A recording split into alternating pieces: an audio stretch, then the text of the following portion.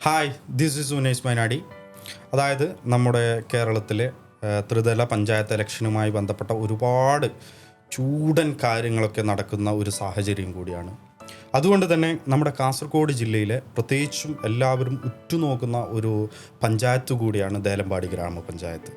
അതുകൊണ്ട് തന്നെ ഇന്നത്തെ നമ്മുടെ ഒരു വിഷയം എന്ന് പറയുന്നത് ദേലമ്പാടി പഞ്ചായത്തിലേക്കുള്ള ഒരു എത്തിനോട്ടം എന്നുള്ളത് തന്നെയാണ്. അത് നമ്മൾ സംസാരിക്കുന്ന ആദ്യം തന്നെ ഞാനൊരു ഡിസ്ക്ലൈമർ പറയുകയാണ്. കാര്യം ഏതെങ്കിലും ഒരു രാഷ്ട്രീയ പാർട്ടിയോ സംഘടനയോ അല്ലെങ്കിൽ മറ്റേതെങ്കിലും വിഭാഗത്തിനെയോ മാത്രം ഊന്നിക്കൊണ്ടല്ല നമ്മുടെ ബോധ്യങ്ങൾ. എന്നാൽ നമ്മൾക്ക് ആർക്കും തന്നെയും ദേലമ്പാടി പഞ്ചായത്തിൽ സഞ്ചരിക്കുകയാണെങ്കിൽ കാണുന്ന അല്ലെങ്കിൽ നമ്മൾ മനസ്സിലാക്കിയിട്ടുള്ള സാഹചര്യങ്ങളെക്കുറിച്ച് മാത്രമാണ് നമ്മൾ ഇന്ന് സംസാരിക്കുന്നത്. എൻ്റെ കൂടെ ഇന്നുള്ളത് മിസ്റ്റർ PK അഷ്റഫാണ്. നമ്മൾക്ക് ദേലമ്പാടി പഞ്ചായത്തുകാർക്ക് അത് പരിചയപ്പെടുത്തേണ്ട ആവശ്യമില്ല. കാര്യം വിദ്യാർത്ഥി പ്രസ്ഥാനത്തിലൂടെ അല്ലെങ്കിൽ 1995 മുതൽ സജീവമായി സാമൂഹ്യ പ്രവർത്തന മേഖലകളിലൊക്കെയുള്ള പ്രവാസിയും കൂടിയായ പ്രവാസി സംഘടനകളിലൊക്കെയും സജീവമായിട്ടുള്ള നമ്മുടെ PK അഷ്റഫാണ്. Sir, welcome to the show. Thank you. അപ്പോൾ ഞാൻ നേരിട്ട് തന്നെ നമുക്ക് നമ്മുടെ പഞ്ചായത്തിൻ്റെ കാര്യങ്ങളിലെ ചർച്ചയിലേക്ക് പോകാം. കാര്യം ഞാൻ പറഞ്ഞു വരുന്നത് ഇപ്പോൾ ഏകദേശം ഒരേ ഒരു പാർട്ടി നമ്മുടെ ദേലമ്പാടി ഗ്രാമപഞ്ചായത്ത് ഭരിക്കുന്ന 25 വർഷത്തോളം ഒരേ മുന്നണി തന്നെയാണ് ഭരിച്ച് മുമ്പോട്ട് പോകുന്നുള്ളത്. അതുകൊണ്ട് തന്നെ എന്നെക്കാളൊക്കെ ഒരുപാട് സീനിയറാണ് PK. അപ്പോൾ നിങ്ങൾക്ക് എങ്ങനെ തോന്നുന്നുണ്ടത്? അതായത് ഇപ്പോൾ കാലഘട്ടത്തിൻ്റേതായ ഒരുപാട് മാറ്റങ്ങൾ, അതായത് പ്രവാസ ലോകത്തും നമ്മുടെ നാട്ടിലും മറ്റു പഞ്ചായത്തുകളിലും ടൗൺഷിപ്പും ഒക്കെ മാറി വരുന്ന ഒരു അടിസ്ഥാനത്തിൽ 2000 മുതൽ ഇങ്ങോട്ടുള്ള കഴിഞ്ഞ ഈ ഒരു 25 വർഷത്തെ പ്രത്യേകിച്ചും കാണുന്ന അല്ലെങ്കിൽ നമ്മൾക്ക് കാണാൻ സാധിക്കുന്ന എന്തൊക്കെ മാറ്റങ്ങൾ ദേലമ്പാടി പഞ്ചായത്തിലുണ്ടായിട്ടുണ്ട്? ആദ്യമായി ഞാൻ ഉനൈസിനോട് നന്ദി പറയുകയാണ്. നമ്മുടെ നാടിനെക്കുറിച്ച്, നമ്മുടെ പഞ്ചായത്തിനെക്കുറിച്ച് ചർച്ച ചെയ്യുന്നതിന് വേണ്ടി ഇങ്ങനൊരു വേദിയിലേക്ക് എന്നെ ക്ഷണിച്ചതിന് ഞാൻ നന്ദി പറയുകയാണ്. ഞാൻ പ്രവാസ ലോകത്തേക്ക് വന്നത് 2006-ലാണ്. 18 വർഷം 19 വർഷം 20 വർഷത്തിലേക്ക് കിടക്കുകയാണ്. സത്യത്തിൽ നമുക്കൊക്കെയാണ് നാട്ടിലെ വികസന കാര്യത്തിൽ യഥാർത്ഥത്തിൽ നമുക്കൊരു ഒരു എന്ത് അവിടെ സംഭവിച്ചു അല്ലെങ്കിൽ എന്തെങ്കിലും അവിടെ നടന്നോ ഇല്ലയോ എന്ന് നമുക്ക് കാണാൻ കഴിയുന്നത്. 20 വർഷങ്ങൾക്ക് മുൻപ് പ്രവാസ ലോകത്തേക്ക് വരുന്ന സമയത്ത് നമ്മളെങ്ങനെയായിരുന്നു നമ്മുടെ നാടുണ്ടായിരുന്നത്. ഇന്ന് വളരെ ദൂരത്തേക്ക് അല്ലെങ്കിൽ മെട്രോപൊളിറ്റൻ സിറ്റിയിലേക്കൊന്നും നമ്മൾ പോകേണ്ട ആവശ്യമില്ല. നമ്മുടെ നാട് അടൂരിൽ നിന്ന് കാസർഗോഡേക്ക് ചെല്ലുമ്പോൾ തന്നെ നമുക്കറിയാം അന്നുണ്ടായിരുന്ന ചെർക്കള മുതൽ കാസർഗോഡ് വരെ എങ്ങനെയാണ്. അത് താരതമ്യം ചെയ്ത് നോക്കുമ്പോൾ നമ്മുടെ നാട്ടിലേക്ക് അന്ന് എങ്ങനെയായിരുന്നു ഉണ്ടായിരുന്നത് അതുപോലെ തന്നെയാണ് ഇന്നും നമ്മുടെ നാട് കാണുന്നുള്ളത്. മാറ്റമായി നമുക്ക് കാണാൻ 1-2 പാലങ്ങൾ. ഉദാഹരണത്തിന് ഞാനൊക്കെ പഠിക്കുന്ന കാലത്ത് സ്കൂളിലേക്കൊക്കെ പോകണമെങ്കിൽ ആ മഴവെള്ളത്തിന് മഴക്കാലത്തൊക്കെ പോകണമെങ്കിൽ വളരെ പ്രയാസപ്പെട്ടുകൊണ്ട് തോണിയിൽ ഇങ്ങനെ സഞ്ചരിക്കുന്നതൊക്കെ ഇന്നത്തെ കുട്ടികൾക്ക് വലിയൊരു അത്ഭുതമായി തോന്നും. ആ വരുന്ന സമയത്ത് പള്ളങ്കോട് പാലം, അത് ഏത് വർഷം? അപ്പോൾ PK ഒരു ഏത് പഠിക്കുന്ന പ്രായമാണ് അടൂരിലേക്ക്? തീർച്ചയായിട്ടും ഞാനൊക്കെ അന്ന് സ്കൂളിൽ പോകുന്ന സമയത്ത് രാവിലെ എണീച്ച് മദ്രസയിലേക്ക് പോകണമെങ്കിൽ മഴക്കാലത്തൊക്കെ പോകണമെങ്കിൽ കുത്തിയൊലിക്കുന്ന മഴവെള്ളം, അതിൽ തോണിയിലിങ്ങനെ കടന്നു പോകണമെങ്കിൽ എന്ത് ചിലപ്പോൾ ഭയപ്പെടുന്നത് വിചാരിക്കുമ്പോൾ ഇന്നത്തെ കുട്ടികൾക്കൊക്കെ ചിലപ്പോൾ തോണി എന്നുള്ളത് പറഞ്ഞാൽ ചിലപ്പോൾ അതൊരു എന്തോ ഒരു വിനോദം മാത്രം, എന്റർടൈൻമെന്റിനാണെങ്കിലും ബോട്ടിങ്ങിന് പോകുന്ന ലൈഫിന്റെ ഭാഗമായിട്ട് ഉണ്ടാകുന്നത് നമ്മളെ പഞ്ചായത്തിൽ ഉണ്ടായിരുന്നു. എന്നാൽ അതെല്ലാം ലൈവായിട്ട് കണ്ട് അല്ലെങ്കിൽ ഇന്നത്തെ മാറ്റം എല്ലാം പറയാൻ പറ്റുന്ന ഒരാൾ കൂടിയാണ് നമുക്ക് ഇന്ന് കിട്ടിയിട്ടുള്ള PK. അന്ന് UDF-ൻ്റെയും കോൺഗ്രസിൻ്റെയും മുസ്ലിം ലീഗിൻ്റെയും ഒക്കെ സമുന്നതരായ നേതാക്കൾ, ഉദാഹരണത്തിന് നമ്മുടെ എവന്തൂർ കുഞ്ഞിക്കണ്ണ മണിയാടി, ഗോപാലമണിയാണ് അടക്കമുള്ള നേതാക്കന്മാർ, മർഹൂം ചാപ്പക്കൽ ഹാജി, ഖാലിദ് ഹാജി, കുഞ്ഞിപ്പ ഹാജി അടക്കമുള്ള നേതാക്കന്മാരുടെ ശ്രമഫലമായി കൊണ്ടാണ് നമുക്ക് അവിടെ ഒരു പാലം ഉണ്ടാക്കാൻ സാധിച്ചത്. തീർച്ചയായിട്ടും ആ പാലം വന്നതിന് ശേഷമാണ് ചെറിയൊരു വികസനമെങ്കിലും നമുക്ക് നാട്ടിൽ കാണാൻ കഴിയുന്നത്. പക്ഷേ പഞ്ചായത്തിൻ്റെ ബന്ധപ്പെട്ടുകൊണ്ടുള്ള പ്രവർത്തനങ്ങൾ ഒരു വികസനം നമുക്ക് കാണാൻ കഴിയില്ല. അന്ന് എങ്ങനെയായിരുന്നു അടൂർ? ഇപ്പോൾ കഴിഞ്ഞ പ്രാവശ്യം ചെറിയൊരു സോഷ്യൽ മീഡിയയിൽ ഏതോ ഒരു വീഡിയോ നമ്മൾ കണ്ട്. അടൂരിലേക്ക് ചെന്ന് കഴിഞ്ഞാൽ അത് പറയുന്നത് വലിയൊരു കോമഡി ആയിട്ടാണ് പറയുന്നെങ്കിലും അതിൽ അതായത് അതിൽ ഉദ്ദേശിച്ച് എനിക്ക് തോന്നുന്നത് ആ വീഡിയോ ഉണ്ടാക്കി ഇൻസ്റ്റാഗ്രാം റീലായിരുന്നു. ആ വീഡിയോ ഉണ്ടാക്കിയ ആൾ പറയുന്നുണ്ട് ഒരു 15-20 വർഷം പിറകിലത്തെ ഒരു പ്രാചീനമായിട്ടുള്ള അല്ലെങ്കിൽ ഒരു സംസ്കാരം കാണണമെങ്കിൽ നിങ്ങൾ സഞ്ചരിക്കേണ്ടത് അടൂരിലേക്ക് പോകണമെന്നുള്ള. അത് ഈ നമ്മളെ ഈ ദേലമ്പാടി പഞ്ചായത്തിലുള്ള ആളാണോ അത് ഉണ്ടാക്കിയതെന്ന് അറിയില്ല. ആ താഴത്തുള്ള ആ പോസ്റ്റ് ഓഫീസ് കാര്യങ്ങൾ, അവിടുത്തെ വിഷ്വൽസ് മെയിൻ, അതായത് പറയുന്ന അടൂർ ടൗൺ എന്ന് പറയപ്പെടുന്ന സ്ഥലങ്ങളിനെ അത്രയും നല്ല ഡീപ്പായിട്ട് അയാൾ അതിനെ കാണിച്ചു തരുന്നുണ്ട്, അതിൽ അയാൾ പറയുന്നുണ്ട്. അതായത് അല്ലെ, ഇന്നും ആ വാക്കാണ്, പഴമ കാത്തു സൂക്ഷിക്കുന്ന ഒരു ഗ്രാമമുണ്ട്, കാണണമെങ്കിൽ വരണം എന്നുള്ള ആ ഒരു സംഭവം. പക്ഷേ അത് ഒരു റിയാലിറ്റിയാണ്. ഓക്കെ, പഴമ കാത്തു സൂക്ഷിക്കുന്നു, ട്രഡീഷൻ അല്ലെങ്കിൽ അതിന്റെ ഹെറിറ്റേജ് ആയി അതിനെ നിലനിർത്തുന്നു എന്നുള്ളത് ഒരു 20 കൊല്ലം പഴമയിലേക്ക് പോകണമെങ്കിൽ ഈ സ്ഥലത്തേക്ക് പോകണം. ചിലപ്പോൾ നമ്മുടെ നാടിനെ കുറിച്ച് നല്ലതായിരിക്കും മൂപ്പര് പറഞ്ഞത്, പക്ഷെ അല്ല, അയാളെ കൺസെപ്റ്റ് ശരിയാണ്. പക്ഷെ നമ്മൾ അവിടുത്തെ നാട്ടുകാർ അല്ലെങ്കിൽ മനസ്സിലാക്കേണ്ട കാര്യം എന്താണ്, ഇത് നമ്മൾ മനസ്സിലാവുന്നില്ല. നമ്മൾ സ്ഥിരമായിട്ട് ഇവിടെ ഉള്ളതുകൊണ്ട് ഇതിൻ്റെ റിയാലിറ്റി മനസ്സിലാവും. പുറത്തുനിന്ന് ഒരാൾ വന്ന് നോക്കുമ്പോൾ ഇപ്പോഴും മറ്റൊരു തരത്തിലുള്ള മാറ്റങ്ങളും ഉണ്ടായതായിട്ട് കാണുന്നില്ല എന്നുള്ളത് നമ്മളല്ല, മറ്റേ വിഷ്വൽസിൽ വന്നതാണ് ആ സംഭവം. അടൂരിലേക്ക് വരണം എന്നുള്ളത്. അപ്പോൾ പീക്കൻ്റെ ഇപ്പോൾ നമ്മൾ ഈ ഒരു ജനറേഷനിൽ വന്നപ്പോൾ എന്നെക്കാളും സീനിയർ ആയതുകൊണ്ട് തന്നെയാണ് ഇത് പീക്കൊക്കെ അത് ക്ലിയർ ആയിട്ട് ക്രിസ്റ്റൽ ക്ലിയർ പറയാൻ പറ്റും.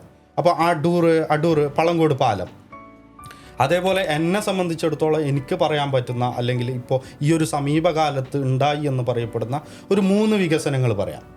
ഒന്ന് അത്തനാടി പാലം, പിന്നെ ഒന്ന് അത് കഴിഞ്ഞാൽ മലയോര ഹൈവേ, അതിലേക്കൊക്കെ നമുക്ക് വരാം. മലയോര ഹൈവേ എടപ്പറമ്പ് കോലിച്ചാല് റോഡിലേക്കുള്ള ഒരു മലയോര ഹൈവേ, അത് വലിയൊരു നവോത്ഥാനത്തിന്റെ മാറ്റം തന്നെയാണ്.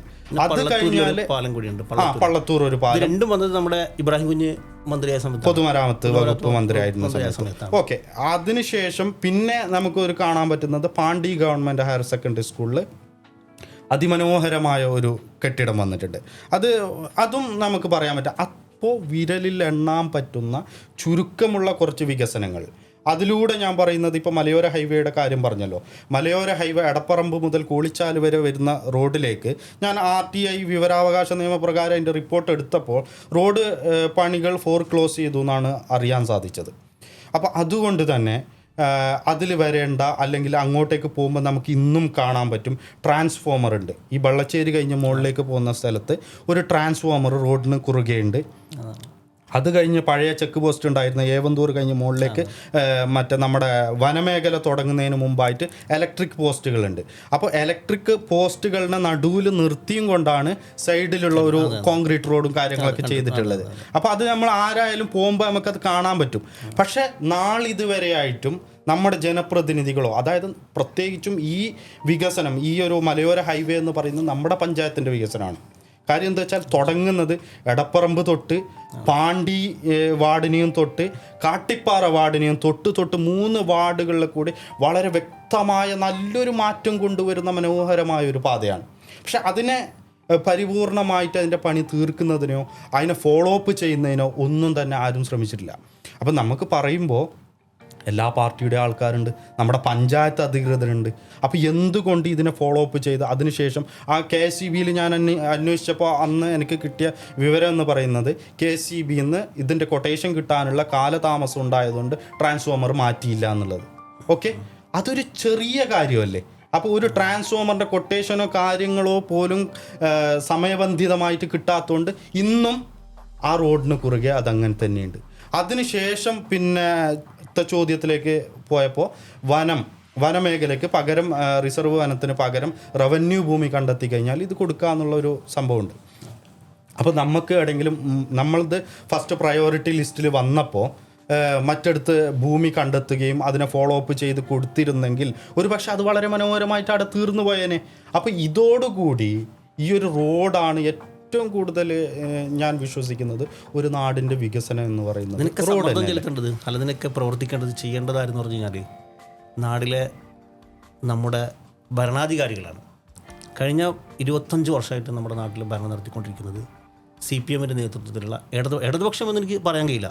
കാരണം എന്ന് പറഞ്ഞാൽ CPMനോട് ചേർന്ന് നിൽക്കുന്ന മുന്നണി എന്ന് പറയാൻ ശക്തമല്ലാത്ത അങ്ങനെ പറയാൻ കഴിയില്ല. കാരണം ആദ്യമായിട്ട് ഇടതുപക്ഷത്തിന് ഭരണം കിട്ടുന്നത് INL പിടിച്ചുകൊണ്ടാണ്. അതായത് ദേലമ്പാടി പഞ്ചായത്തിൽ ആദ്യമായിട്ട് മുന്നണി വരുന്നത് കിട്ടുന്നത് INL ചേർത്ത് പിടിച്ചുകൊണ്ടാണ്. പിന്നീട് CPIക്ക് നല്ലൊരു ശക്തി ഉണ്ടായിരുന്നു ദേലമ്പാടി പഞ്ചായത്തിൽ. CPI ഉണ്ടായിരുന്നു, CPM ഉണ്ടായിരുന്നു.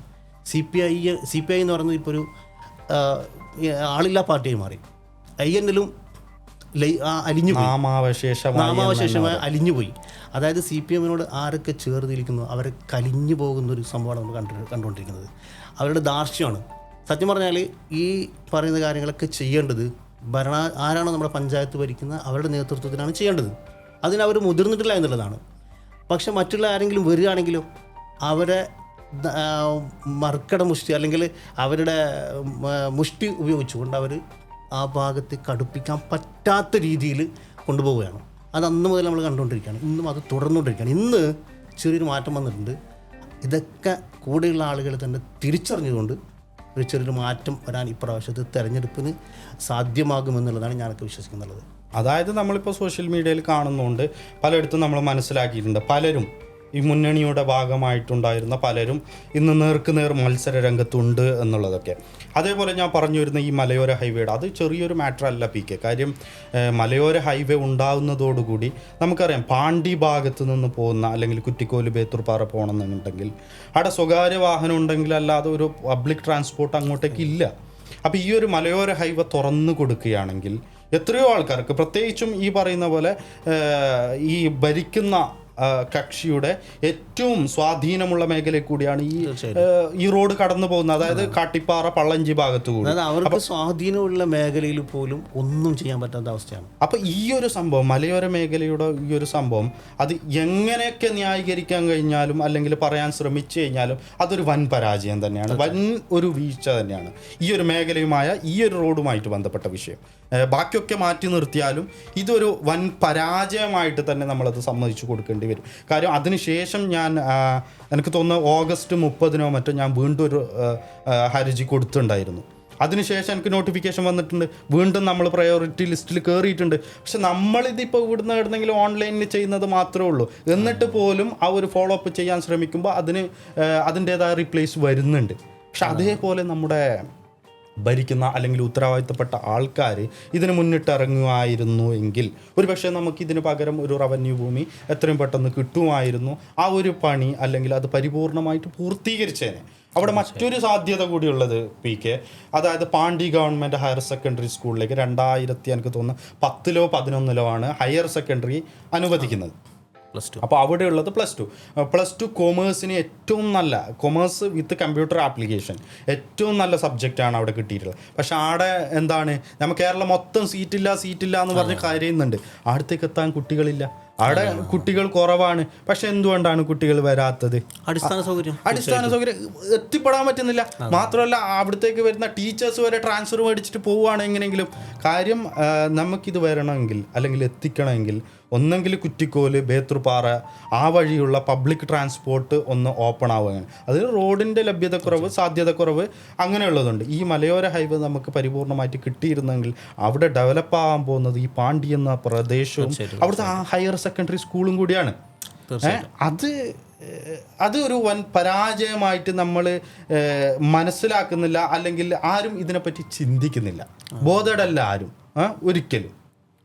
അപ്പോൾ ഇതുപോലെ തന്നെ അടിസ്ഥാന സൗകര്യങ്ങളിൽ ഇതൊക്കെ നമുക്ക് വലിയ വികസനം കൊണ്ടുവന്ന സംഭവമായിട്ട് പറയാൻ പറ്റില്ല. അടിസ്ഥാനപരമായിട്ട് കിട്ടാത്ത സംഭവം എന്നേ പറയാൻ പറ്റുള്ളൂ. സൗകര്യങ്ങൾ ഇന്നും തീരെ ഇല്ലാത്തൊരു പ്രദേശമാണ് നമ്മുടെ ദേലമ്പാടി പഞ്ചായത്ത് നമുക്ക് പറയാൻ നമുക്ക് കഴിയും. ഇത് മാത്രമേ പാണ്ടിയുടെ കാര്യം മാത്രമല്ല, ദേലമ്പാടിയിലേക്ക് നിങ്ങൾ പോയി കഴിഞ്ഞാൽ, ദേലമ്പാടി എന്ന പ്രദേശം നിങ്ങൾ അങ്ങോട്ട് പോയി കഴിഞ്ഞാൽ ഇന്നും പണ്ട് എങ്ങനെയുണ്ടോ അതുപോലെ തന്നെയാണ് ഇന്നും.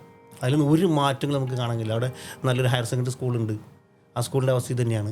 അതിനുശേഷമാണ് നമുക്ക് കുടിവെള്ളമായിട്ട് ബന്ധപ്പെട്ട ഒരു വിഷയം. അത് ആദ്യം 24 ന്യൂസ് റിപ്പോർട്ട് ചെയ്തൊരു വിഷയം ഉണ്ടായിരുന്നു. അതായത് നമ്മുടെ ബാലിനടുക്ക പ്രദേശത്ത് എന്നാലും മോട്ടറും കാര്യങ്ങളും അതിൻ്റെ ബോർവെല്ലും കാര്യങ്ങളൊക്കെ ചെയ്തിട്ടുണ്ടായിരുന്നു. 2-2.5 വർഷമായിട്ട് കറണ്ട് കണക്ഷൻ കൊടുക്കുന്നില്ല.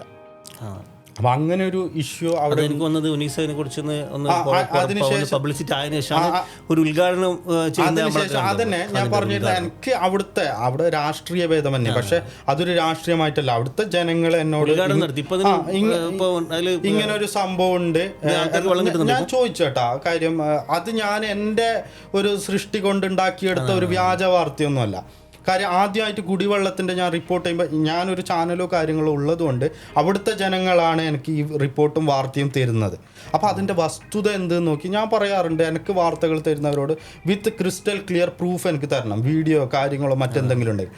അപ്പോൾ ഈ 24-ൻ്റെ ന്യൂസും അന്നത്തെ ആ സംഭവങ്ങളൊക്കെയും വെച്ചിട്ട് ഞാനൊരു റിപ്പോർട്ട് ചെയ്തു. കാര്യം ബോർവെല്ലും കാര്യങ്ങളൊക്കെ വന്നിട്ടുണ്ട്. അതിൽ വളരെ വ്യക്തമായിട്ട് മനസ്സിലാക്കേണ്ട ഒരു കാര്യം, മരണപ്പെട്ടു പോയ മുൻ ബ്രാഞ്ച് സെക്രട്ടറി 24 ന്യൂസിനോട് റിപ്പോർട്ടിൽ അദ്ദേഹം പറയുന്നുണ്ട്, അതായത് ചെറിയ മീറ്ററിൻ്റെ പൈപ്പ് ലൈനും മറ്റു കാര്യങ്ങൾ മാത്രം. അപ്പോൾ അത്രയ്ക്കും എന്താണ് CPM-ൻ്റെ ബ്രാഞ്ച് സെക്രട്ടറി അദ്ദേഹം പറയുന്ന റിപ്പോർട്ട് ഇപ്പോഴും ആ 24 ന്യൂസിൻ്റെ അതിലുണ്ട്. അപ്പോൾ രാഷ്ട്രീയ ഭേദമന്യേ, രാഷ്ട്രീയം നോക്കാതെ ജനങ്ങൾ പ്രതികരിച്ച് തുടങ്ങിയ ഒരു വികസനം വരുമ്പോൾ രാഷ്ട്രീയ ഭേദമന്യേ എല്ലാവരും സപ്പോർട്ട് ചെയ്യും. അങ്ങനെയാണ് ആദ്യമായിട്ട് ഞാൻ ആ ഒരു സംഭവം ഞാൻ റിപ്പോർട്ട് ചെയ്യുന്നു. ഓക്കെ, അത് കഴിഞ്ഞ് ഒരു 4 ദിവസം കഴിഞ്ഞതിന് ശേഷം അത് ബന്ധപ്പെട്ട ആൾക്കാരൊക്കെ വരുന്നു, ഇലക്ട്രിസിറ്റി കണക്ഷൻ കൊടുക്കുന്നു, അതിൻ്റെ ഉദ്ഘാടനം നടക്കുന്നു, ബാക്കി കാര്യങ്ങളൊക്കെ പിന്നെ അങ്ങോട്ട് ഭയങ്കര സ്പീഡപ്പായിട്ട് നടന്നു. പക്ഷെ അതിൻ്റെ ഒരു ക്രെഡിറ്റോ കാര്യങ്ങളോ ഒന്നും നമുക്ക് വേണ്ട. പക്ഷെ നമ്മളത് റിപ്പോർട്ട് ചെയ്തു. പക്ഷെ അതിനെ എന്താക്കി, അത് ഒരു തെറ്റായിരുന്നു എന്ന് അതായത് നമ്മളില്ലേ ഒരു പോരായ്മകൾ ചൂണ്ടിക്കാണിച്ചു കഴിഞ്ഞാൽ അവർ ധരിക്കുന്ന വെച്ചാൽ ഇത് ഞങ്ങളെ പാർട്ടിക്കെതിരെ ശബ്ദിക്കുകയാണെന്നുള്ളതാണ്. ഒരിക്കലും അല്ല. കാര്യം നമ്മളിപ്പോൾ ഏതെങ്കിലും ഒരു രാഷ്ട്രീയ പാർട്ടീനെ പറയുന്നു, ഒരു നാട്ടിൽ അല്ലെങ്കിൽ ഈ ബാലിനെടുക്ക എന്ന് പറയുന്ന സ്ഥലത്ത് വെറും ഏതെങ്കിലും ഒരു കക്ഷി മാത്രമാണോ, ഏതെങ്കിലും ഒരു ജാതിക്കാർ മാത്രമാണോ, ഏതെങ്കിലും മതക്കാർ മാത്രമാണോ, ഏതെങ്കിലും സംഘടനയാണോ, എല്ലാവർക്കും കൂടിയാണ് ആ വെള്ളത്തിന്റെ പ്രശ്നം അവിടെ ഉണ്ടായിരുന്നത്. അത് പരിഹരിച്ചു ഉണ്ടാക്കിയതെങ്കിൽ തീർച്ചയായിട്ടും പിന്നെ തൊട്ടടുത്ത് ഉദ്ഘാടനം ചെയ്യേണ്ട ആവശ്യമില്ല. പക്ഷെ ഇതൊന്നും ആരും മനസ്സിലാക്കുന്നില്ല. എന്നിട്ടും സൈബറിലൂടെ ഇങ്ങനെ ആക്രമണങ്ങൾ അയച്ചുവിടുകയാണ്. അതിനുശേഷമാണ് മറ്റൊരു നമ്മുടെ കൊപ്പള ഭാഗത്ത് വരുന്ന ഒരു പാലവുമായിട്ട് ബന്ധപ്പെട്ട പ്രശ്നം. ഉദ്ഘാടനം ചെയ്ത പല കുടിവെള്ള ടാങ്കുകൾ ഇന്ന് വെറുതെ കിടക്കുന്നുണ്ട്. അംഗൻവാടിക്ക് തൊട്ടടുത്ത് ഒരു വലിയൊരു ടാങ്ക് ഇങ്ങനെ കെട്ടി ഇന്നും അവിടെ വർഷങ്ങളായിട്ട് ഇങ്ങനെ ദുർമിച്ചു. അത് കാർ പാർക്കിങ്ങിന് ഉപയോഗിക്കുന്ന ഒരു ഫോട്ടോ ഇങ്ങനെ വരുന്നുണ്ട്. അതിനുശേഷം നമ്മൾ റിപ്പോർട്ട് ചെയ്യുന്ന രണ്ടാമത്തെ വാർത്ത എന്ന് പറയുന്നത് കുടിവെള്ളം സപ്ലൈ തുടങ്ങിയ അങ്ങനെ സപ്ലൈ ലൈൻ ഉദ്ഘാടനം കഴിഞ്ഞിട്ടുണ്ട്. അതിനുശേഷം നമ്മൾ മുഖ്യപ്രതിയായ എന്താ ചെയ്യാ, അതിനെ കുറിച്ച് ഓക്കെ, അത് അവിടെ അടുത്ത ആൾക്കാർക്ക് വെള്ളവും സൗകര്യം കിട്ടിയിട്ടുണ്ടെങ്കിൽ നല്ലതാണ്. കുഴപ്പമില്ല, നാട്ടിലേക്ക് ഒരു നന്മ ചെയ്യാൻ കഴിഞ്ഞെങ്കിൽ അത്രേ ഉള്ളൂ. അന്ധമായ ഒരു രാഷ്ട്രീയം നമ്മൾ കണക്കാക്കുന്നില്ല, അങ്ങനെ കാണുന്നുമില്ല. അറിഞ്ഞില്ല, നമുക്ക് എല്ലാ പാർട്ടിക്കാരും കൂടെ ഉണ്ടെങ്കിൽ നമ്മുടെ നാടിന്റെ വികസനം നടക്കുള്ളൂ. അല്ലെങ്കിൽ ഇവരുണ്ടെങ്കിൽ അവരെ ഓപ്പോസിറ്റ്, അവരുണ്ടെങ്കിൽ ഇവരെ ഓപ്പോസിറ്റ് ആകുമ്പോൾ ആടെ ഒരു വികസനം ഇല്ല. അപ്പൊ രണ്ടാമത് വരുന്ന വാർത്ത എന്ന് പറയുന്ന PK കൊപ്പളത്തുള്ള ഒരു കൈവരിയില്ലാത്ത ഒരു പാലുമായിട്ട് ബന്ധപ്പെട്ട വിഷയം. അടൂരിലെ അല്ല, അടൂർ പ്രസിഡന്റിന്റെ വാർഡ്. ആ ഒരു സംഭവം എനിക്ക് കിട്ടുന്നത് എങ്ങനെയാണ്, അതും ഞാൻ റിപ്പോർട്ട് ചെയ്യുന്നത് വിത്ത് വീഡിയോ ആണ്. അത് റിപ്പോർട്ട് ചെയ്യുന്നു. അത് കഴിഞ്ഞ് 2 ദിവസം കഴിയുമ്പോൾ വീണ്ടും പ്രശ്നങ്ങൾ ഉണ്ടാകുന്നു. ഓൾറെഡി ഇതിന് പൈസ പാസ്സാക്കിയിട്ടുണ്ട്, 1 കോടി കിട്ടിയിട്ടുണ്ട്, അങ്ങനെയുണ്ട് ഇങ്ങനെയുണ്ട്, വ്യക്തി സ്ഥലം വിടുന്നില്ല എന്നുള്ളതാണ്. പക്ഷെ അതിലൂടെ നമുക്ക് മനസ്സിലാക്കാൻ കഴിഞ്ഞത് ആ വ്യക്തി ആവശ്യപ്പെടുന്ന, അയാൾ മുമ്പും അദ്ദേഹത്തിൻ്റെ സ്വകാര്യ തോട്ടവും കാര്യങ്ങളും ഒരുപാട് വിട്ടിട്ടുണ്ട്. ഒരു കർഷകൻ എന്ന നിലയ്ക്ക് ഒരു പക്ഷേ അദ്ദേഹത്തിന് അതിൻ്റെതായ വിഷമങ്ങൾ ഉണ്ടായേക്കാം. അദ്ദേഹത്തിൻ്റെ വരുമാന മാർഗ്ഗങ്ങൾ തച്ചുടക്കപ്പെടുമ്പോൾ അതിനെതിരെ അയാൾക്ക് എന്തെങ്കിലും ഒരു കോമ്പൻസേഷൻ കിട്ടണം എന്നായിരിക്കും. പക്ഷേ എന്തൊക്കെ തന്നെ ആണെങ്കിലും അതിനൊക്കെ സംസാരിച്ച് വളരെ രമ്യതയിൽ പരിഹരിച്ച് രമ്യതയോടെ, അല്ലെങ്കിൽ അതിനൊക്കെ കാരണം തരുമോ അസഹിഷ്ണുതയാണ്. നമ്മൾ എന്തെങ്കിലും ഒരു പോരായ്മകൾ ചൂണ്ടിക്കാണിച്ചു കഴിഞ്ഞാൽ പിന്നെ ആ ചൂണ്ടിക്കാണിക്കുന്നത് നമ്മുടെ പാർട്ടിക്കെതിരെയുള്ള ഇതായിട്ടാണ് അവർ കാണുന്നത്. അല്ലെങ്കിൽ അത് ഏറ്റവും എളുപ്പമുള്ളൊരു മാർഗം എന്തെന്നറിയോ PK, ഇപ്പം നമ്മൾ എന്തെങ്കിലും ഒരു വികസനം ഇല്ല അല്ല എന്തെങ്കിലും ഒന്ന് നമ്മൾ ചൂണ്ടിക്കാണിക്കുകയാണെങ്കിൽ അപ്പോൾ അവനെ പിടിച്ച് ഓപ്പോസിറ്റ് പാർട്ടീൻ്റെ ആളാക്കി കഴിഞ്ഞാൽ അത് കഴിഞ്ഞു. നമ്മളിത് ഓക്കെ ഒരു ഫോൾട്ട് സംഭവിച്ചു പോയി, അവിടെ പോയി അതിൻ്റെ ബാക്കി കാര്യങ്ങളൊക്കെ ചെയ്ത് നമ്മൾ എത്ര പെട്ടെന്ന് ശരിയാക്കുമെന്ന് പറഞ്ഞാൽ 100% നമ്മൾ അവരെ മഹത്വവൽക്കരിക്കുക തന്നെ ചെയ്യും. അന്ധമായ ഒരു രാഷ്ട്രീയ വിരോധം നമുക്കുണ്ടോ? അങ്ങനെ ഒരു സംഭവമേ ഇല്ല. അത് ക്രിയേറ്റ് ചെയ്യപ്പെടുകയാണ്. കാര്യം ഉനേഷ് ഇങ്ങനെ ഒരു സംഭവം റിപ്പോർട്ട് ചെയ്യുമ്പോൾ അത് ഉനൈസിൻ്റെ ഒരു രാഷ്ട്രീയം, ഉനൈസിൻ്റെ നിലപാട്. അങ്ങനെ ഒരു രാഷ്ട്രീയ നിലപാടുകൾ മാത്രമല്ല, അല്ലെങ്കിൽ അവിടെ അവർക്ക് അത് തെളിയിക്കാൻ പറ്റണം. എന്താണ് ഇങ്ങനെ ഒരു സംഭവം ഇവിടെ ഇല്ല എന്നുള്ളത്. അത് ഒരു കാലത്തും പറ്റില്ല. കാര്യം എന്താണ്, ഞാനൊരു ഉറക്കത്തിന് എണിച്ചിട്ട് പറയുന്ന കാര്യങ്ങളല്ല, വിത്ത് വീഡിയോസാണ് അവിടെ പ്രൂവ് ചെയ്യുന്നത്. അതിൽ കൂടെ കുട്ടികൾ നടന്നു പോകുന്നുണ്ട്, കന്നുകാലികളുണ്ട്, ആൾക്കാരുണ്ട്, വയോജനങ്ങളുണ്ട്, വൃദ്ധരുണ്ട്, രോഗികളുണ്ട്. അപ്പം അതിനൊരു കൈവരി തീർക്കണമെന്നാണ് നമ്മൾ പറയുന്നത്. പ്രത്യേകിച്ചും അതിലേക്ക് ഒരു ബൈപ്പാസ് ഹൈവേ കൊണ്ടുവരണമെന്ന് നമ്മൾ ഒരിക്കലും ആവശ്യപ്പെടുന്നില്ല. കൈവരിയില്ലാത്ത പാലത്തിന്റെ ഏറ്റവും വലിയൊരു ദുരന്തം ഒരു പോലീസുകാരന് മരണപ്പെട്ടൊരു പഞ്ചായത്താണ് നമ്മുടെ പഞ്ചായത്ത്. അതന്നെ പള്ളത്തൂർ പാലത്തിന്റെ. പള്ളത്തൂർ പുതിയൊരു പാലം വരാൻ ഒരു പോലീസുകാരന്റെ ജീവൻ കൊടുക്കേണ്ടി വന്നു. അന്ന് ഞാൻ ചോദിച്ചത് അതാണ്. അതേപോലെ കൊപ്പളത്തെ ഈ പാലം കൈവരി കെട്ടണമെങ്കിൽ 4 ഒരു അപകടം ഉണ്ടായതിനു ശേഷം ഉണ്ടാക്കണം. 4 സ്റ്റീൽ ട്യൂബ് കൊണ്ടുവന്ന് വെൽഡ് ചെയ്ത് അതിനൊരു കൈവരി ഉണ്ടാക്കാൻ എന്താണ് ബുദ്ധിമുട്ടുള്ളത്? അപ്പം രണ്ടാമത്തെ ആ പ്രശ്നം അവിടെ അങ്ങനെ തന്നെ ശരിക്കും അന്നിട്ട് ആക്രമിച്ച് അത് കഴിഞ്ഞു. ഓക്കെ, അതിന് ശേഷം വരുന്നതാണ് നമ്മളെ മയ്യളത്തെ പാലത്തിന്റെ പ്രശ്നം. മയ്യള പാലത്തിലെ നമ്മൾ വിത്ത് വീഡിയോ കാണുന്നുണ്ട്, പാലത്തിന്റെ അടിയിൽ ഈ ചെങ്കല്ലിന്റെ പീസില്ലേ, ചെങ്കല്ല് പീസ് ഇങ്ങനെ വെക്കുന്നുണ്ട്. ഇതെന്താ കോഴിക്കൂടാ? ഒരു പാലത്തിന്റെ അടിയിൽ. ഞാൻ കഴിഞ്ഞ ദിവസം ഒരു മെമ്പറിന്റെ ഇത് കണ്ട്, അദ്ദേഹം കഴിഞ്ഞ 5 കൊല്ലം ചെയ്ത നേട്ടങ്ങളൊക്കെ പറഞ്ഞു നോക്കുമ്പോൾ 3-4 കാര്യങ്ങളായി ചെയ്തതായിട്ട് കാണിക്കുന്നുണ്ട്. അതിന്റെ താഴെ 10-20 ഭരണാനുമതി ലഭിച്ചു, അനുമതി ലഭിച്ചത് കിട്ടുമായിരിക്കും. അനുമതി ലഭിച്ചതാണ് ഏറ്റവും കൂടുതൽ, ചെയ്തത് 2-3 ഉള്ളൂ. ഓക്കെ, പക്ഷെ അനുമതി ലഭിച്ചത് എനിക്ക് തോന്നുന്നത് ഇത് ആ മയ്യള ആ മെയിൻ പാലമാണ്, ആ വരുന്ന മുഞ്ചിക്കാനത്തുള്ള ആ പാലം അല്ലേ? മുഞ്ചിക്കാനത്തല്ല, ഇത് മയ്യള, നമ്മുടെ മയ്യളെന്ന് പഞ്ചോടിയിലേക്ക് വരുന്ന പാലം. അതിന്റെ അടിയിൽ വെച്ചിട്ടുള്ളത് ഈ ചെങ്കല്ലാണ് വെച്ചിട്ടുള്ളത്. വലിയ വലിയ വണ്ടി പോകുന്ന ടെമ്പോ, ലോറി കാര്യങ്ങൾ. അപ്പോൾ അതിന് അങ്ങോട്ടേക്കുള്ള ആൾക്കാർക്കൊക്കെയും ഉള്ള ഏക ഒരു ആശ്രയം എന്താണ്? ഈ ഒരു പാലം. ഈ പാലത്തിന്റെ അടി, അത് വിത്ത് വിഷ്വൽസ് വീഡിയോ, നമ്മൾ കളവ് പറയുന്നതല്ല, 100% നമുക്കത് പ്രൂവ് ചെയ്യാൻ പറ്റും. അല്ലെങ്കിൽ അങ്ങനെ ഒരു സംഭവം ഇല്ല എന്ന് നാട്ടുകാർക്ക് അത് തെളിയിക്കാൻ പറ്റണം. അതിന് അവർ ചെയ്തു. പിറ്റേ ദിവസം പോയിട്ട് 2 ഫോട്ടോ എടുത്ത് ഇത് ചെയ്തു. നമ്മളെ UDF നേതൃത്വത്തിലൂടെ സമരം ചെയ്ത് പിറ്റേ ദിവസം പോയിട്ട് 4 ഫോട്ടോ ഒക്കെ എടുത്തിട്ട് ഭരണാനുമതി ലഭിച്ചെന്ന് പറഞ്ഞിട്ട് ഇപ്പോൾ MLA ഫേസ്ബുക്കിൽ വന്നു. ഇതേ MLA ഫേസ്ബുക്കിൽ 5 കൊല്ലം മുമ്പ് ഭരണാനുമതി ലഭിച്ച 100 കോടിയുടെ ഉണ്ടായിരുന്നു. അതെ, അത് ഇന്നും അങ്ങനെ കിടക്കുന്നുണ്ട് കേട്ടോ. 100 കോടി എവിടെ പോയിന്ന് അറിയില്ല. അത് അല്ല, അനുമതി ലഭിക്കുന്നതും ഇതും മാത്രമല്ല ലഭിക്കുക, ശരിക്കും അവിടുത്തെ ജനങ്ങളുടെ ജീവന്. അതായത് ഇപ്പോൾ ഏതെങ്കിലും ഒരു അത്യാവശ്യ ഘട്ടത്തിൽ ഓടിപ്പോകുന്ന സമയത്ത്, അല്ലെങ്കിൽ മലവെള്ളപ്പാച്ചിൽ വന്ന ആ വെള്ളം വന്നു കഴിഞ്ഞാൽ ആന ഒലിച്ചു പോകുന്ന ശക്തിയുള്ളതാണ് വെള്ളം വരുന്നത്, മലയിൽ നിന്നും ആ ഭാഗത്ത് നിന്ന് വരുന്ന വെള്ളം. ഈ പാലം ഒരൊറ്റ ദിവസം കൊണ്ട് പോയി കഴിഞ്ഞാൽ അവിടെ ഒറ്റപ്പെട്ട് വേറൊരു ഓപ്ഷനില്ല, ബദൽ ഓപ്ഷനില്ല. പക്ഷെ സാങ്കേതിക കാരണങ്ങൾ ഉണ്ടാവും. നമ്മ പറയുന്ന പോലെ ഇന്ന് പോയിട്ട് നാളെ രാവിലെ ഞങ്ങൾക്ക് പാലുണ്ടാക്കാൻ പറ്റില്ല, അത് നമുക്ക് എല്ലാവർക്കും അറിയാം. പക്ഷേ അതിൻ്റെ സാധ്യതകൾ പഠിക്കാനും അതിൻ്റെ ബുദ്ധിമുട്ടുകൾ പരിഹരിക്കാനും വേണ്ടിയിട്ടല്ലേ നമുക്ക് ഭരണങ്ങളും ഗവൺമെൻസും ഒക്കെ ഉള്ളത്. എന്തിനാണ്? അപ്പോൾ അതിൻ്റെയൊക്കെ ഒരു പരാജയം. അപ്പോൾ അത് റിപ്പോർട്ട് ചെയ്തപ്പോൾ വീണ്ടും അഗെയിൻസ്റ്റായി. ശരിക്കും എങ്ങനെയാണ് അറ്റാക്ക് ചെയ്യുന്നത്? ഉനൈസ് ഇങ്ങനെ ഒരു സംഭവം റിപ്പോർട്ട് ചെയ്യുമ്പോൾ യൂത്ത് ലീഗുകാരൻ ഇന്ന പാർട്ടിക്കെതിരെ പ്രവർത്തിക്കുന്നു അല്ലെങ്കിൽ അങ്ങനെ ചെയ്യുന്നു. ഒരിക്കലും അങ്ങനത്തെ ഒരു സംഭവം, അങ്ങനെ ഒരു മെസ്സേജ് കൊടുക്കുന്നതിന്റെ പേരിലാണല്ലോ ഇപ്രാവശ്യം പോകുമ്പോൾ പഞ്ചായത്ത് ഓഫീസിന് അതിലേക്ക് ഞാൻ വരാം. അത് കുറച്ച് ഒരു ഞാനും കൂടി അതിന് സാക്ഷിയാണല്ലോ. അന്ന് PK ആണ് ഉണ്ടായിരുന്നത്, ദൃസാക്ഷിയാണല്ലോ, ഉറപ്പല്ലേ? ഓക്കെ. അപ്പോൾ അതിൻ്റെ അല്ലെങ്കിൽ ആ മൂന്നാമത്തെ പ്രശ്നം അത് കഴിഞ്ഞു. അതായത് ആ ഒരു പ്രശ്നം നമ്മൾ റിപ്പോർട്ട് ചെയ്യുന്നു. അതിനുശേഷം ആ പരിപാടികളൊക്കെ സോഷ്യൽ മീഡിയയിൽ വന്നു തുടങ്ങിയപ്പോൾ ആൾക്കാർ അതിനെ പ്രതികരിച്ചു തുടങ്ങി.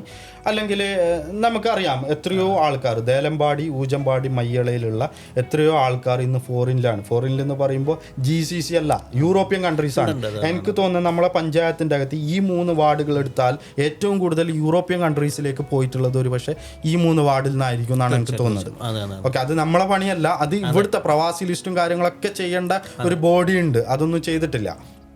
അപ്പോൾ അതിനുശേഷം പിന്നെ വരുന്നത് PKൻ്റെ സ്വന്തം വാർഡുമായിട്ട് ബന്ധപ്പെട്ട പ്രശ്നമാണ്.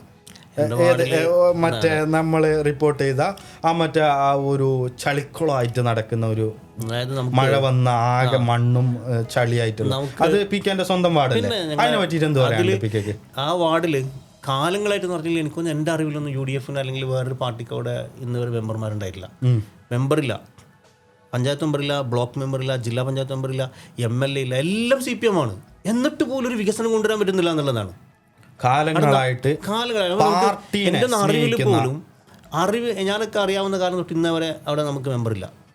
CPM-ൻ്റെ മെമ്പറാണ്, ബ്ലോക്ക് അതാണ്, ജില്ലാ പഞ്ചായത്ത്, MLA, അങ്ങനെ എല്ലാം ഉണ്ടായിട്ട് പോലും ഒന്നും ചെയ്യാൻ പറ്റുന്നില്ല. 100% ഈ പാർട്ടിയെ സ്നേഹിച്ചുകൊണ്ട് പാർട്ടിക്ക് വേണ്ടി മാറി ചിന്തിക്കാനുള്ള ഒരു കാരണം അതാണ് തീർച്ചയായിട്ടും. ആ റോഡിന്റെ പ്രശ്നം അതുള്ള റോഡ് തന്നെയല്ലേ അന്ന് ഞാൻ റിപ്പോർട്ട് ചെയ്ത ആ ദേവറെടുക്കുക ആ റോഡ് ശരിക്കും അതും അതേപോലെ തന്നെ നമ്മൾ തീർച്ചയായിട്ടും മനസ്സിലാക്കാൻ പറ്റും. വിത്ത് വിഷ്വൽ നമ്മളത് റിപ്പോർട്ട് ചെയ്ത സംഭവമല്ലേ. അതെ. അപ്പോൾ അത് കഴിഞ്ഞു, ഓക്കെ, അതും ഒരുപാട് അതിൻ്റെ വിമർശനങ്ങളും ബാക്കി കാര്യങ്ങളും. പക്ഷെ അവിടെയും നമ്മളെ ആക്രമിക്കുക അല്ലെങ്കിൽ നമ്മളെ സൈബർ ആക്രമണം നടത്തുക എന്നതിൽ അപ്പുറത്തേക്ക് ആ ഒരു റോഡ് പോയി സന്ദർശിക്കുകയും അതിന് വേണ്ട നടപടി സ്വീകരിക്കുക എന്നുള്ള ഒരു വാഗ്ദാനം മതിയായിരുന്നു ജനങ്ങൾക്ക്. ഓക്കെ നമ്മളിത് ശരിയാക്കി കൊടുക്കുമെന്നല്ല, ഇത് ആരാണോ പറഞ്ഞത് ഓനെതിരെ അറ്റാക്ക് ചെയ്യുക, അതായിരുന്നു അവർ എടുത്ത ഒരു തീരുമാനം. ഒരു വികസനം പറയാൻ വേണ്ടി കാൽനടയാ നടത്തി വികസനം ഉണ്ടെങ്കിൽ അത് പറയട്ടെ PK, അതിലൊന്നും തർക്കം നമുക്കില്ലല്ലോ. മുഖ്യ വിഷയം മുസ്ലിം ലീഗായിരുന്നു, UDF അല്ലെങ്കിൽ വേറെ ഏതെങ്കിലും പാർട്ടിയല്ലായിരുന്നു. ലീഗിനെ ഏതൊക്കെ മൈക്ക് അവർക്ക് കിട്ടാനുള്ള അവസരം കിട്ടി അവിടെയൊക്കെ ലീഗിന് കുറ്റം പറഞ്ഞ് നടന്നു എന്നല്ലാതെ കാൽനട ജാഥ കൊണ്ട് ഒരു നേട്ടം ഉണ്ടാക്കാൻ പറ്റില്ല. അതല്ല, വിമർശനങ്ങൾ ലീഗിനെ വിമർശിക്കട്ടെ. കാര്യം എന്തെന്ന് വെച്ചാൽ ലീഗ് വലിയൊരു മരം പോലെയാണെന്ന് പണ്ടൊരു നേതാവ് പറഞ്ഞു. കാര്യം കല്ലേറുകൾ ഇങ്ങനെ വന്നോട്ടെ എന്ന്, അത് വന്നോട്ടെ ഉണ്ടായിക്കോട്ടെ, ഒരു പ്രശ്നമില്ല. പിന്നെ ഒരു നേതാവ് പറഞ്ഞതെന്ന് വെച്ചെങ്കിൽ എന്തോ ഒരു 100 മീറ്ററിന് പിന്നെ പഞ്ചായത്ത് പ്രസിഡന്റിനോട് കെഞ്ചേണ്ടി വന്നു. സോഷ്യൽ മീഡിയയിൽ വന്ന ഒരു കമന്റാണ്, പ്രസംഗിച്ചതാണ് ഒരു നേതാവ്. എന്തെന്ന് പറഞ്ഞാൽ പിന്നെ UDF-ന്റെ ഒരു മെമ്പറുടെ വാർഡിൽ 100 മീറ്റർ കോൺഗ്രസ് ചെയ്യാൻ വേണ്ടി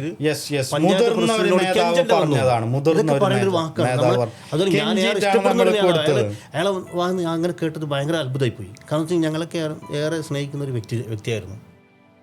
ആ വാർഡിലേക്ക് ഒരു 100 മീറ്റർ പിന്നെ കോൺക്രീറ്റ് ചെയ്യാൻ വേണ്ടിയിട്ട് പഞ്ചായത്ത് പ്രസിഡന്റിനോട് കെഞ്ചേണ്ടി വന്നു എന്നുള്ളത് മൈക്ക് കെട്ടി പ്രസംഗിച്ചത് വിശ്വസിക്കാൻ പറ്റുന്നുണ്ടോ? അല്ല, അതൊക്കെ നമ്മളിപ്പോൾ വെറുതെ പറയുന്നത് തോന്നിക്കഴിഞ്ഞാൽ അത് എടുത്തിട്ട് നമുക്ക് കൊടുക്കാൻ പറ്റുന്ന വിഷ്വൽസ് തന്നെയാണ് അത്തരം കാര്യം.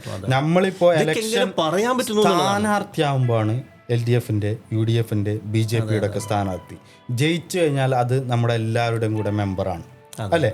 അങ്ങനെയല്ലേ നമ്മൾ കാണാനും ആഗ്രഹിക്കുന്നത് ഏത് രാഷ്ട്രീയ പാർട്ടീൻ്റെ ആണെങ്കിൽ. അതിനുശേഷം അത് കഴിയുന്നു, ആ ദേവറെടുക്കത്തെ പ്രശ്നം കഴിയുന്നു. പിന്നെയാണ് നമ്മുടെ ബദന പൊയക്കര റോഡുമായിട്ട് ബന്ധപ്പെട്ട പ്രശ്നം.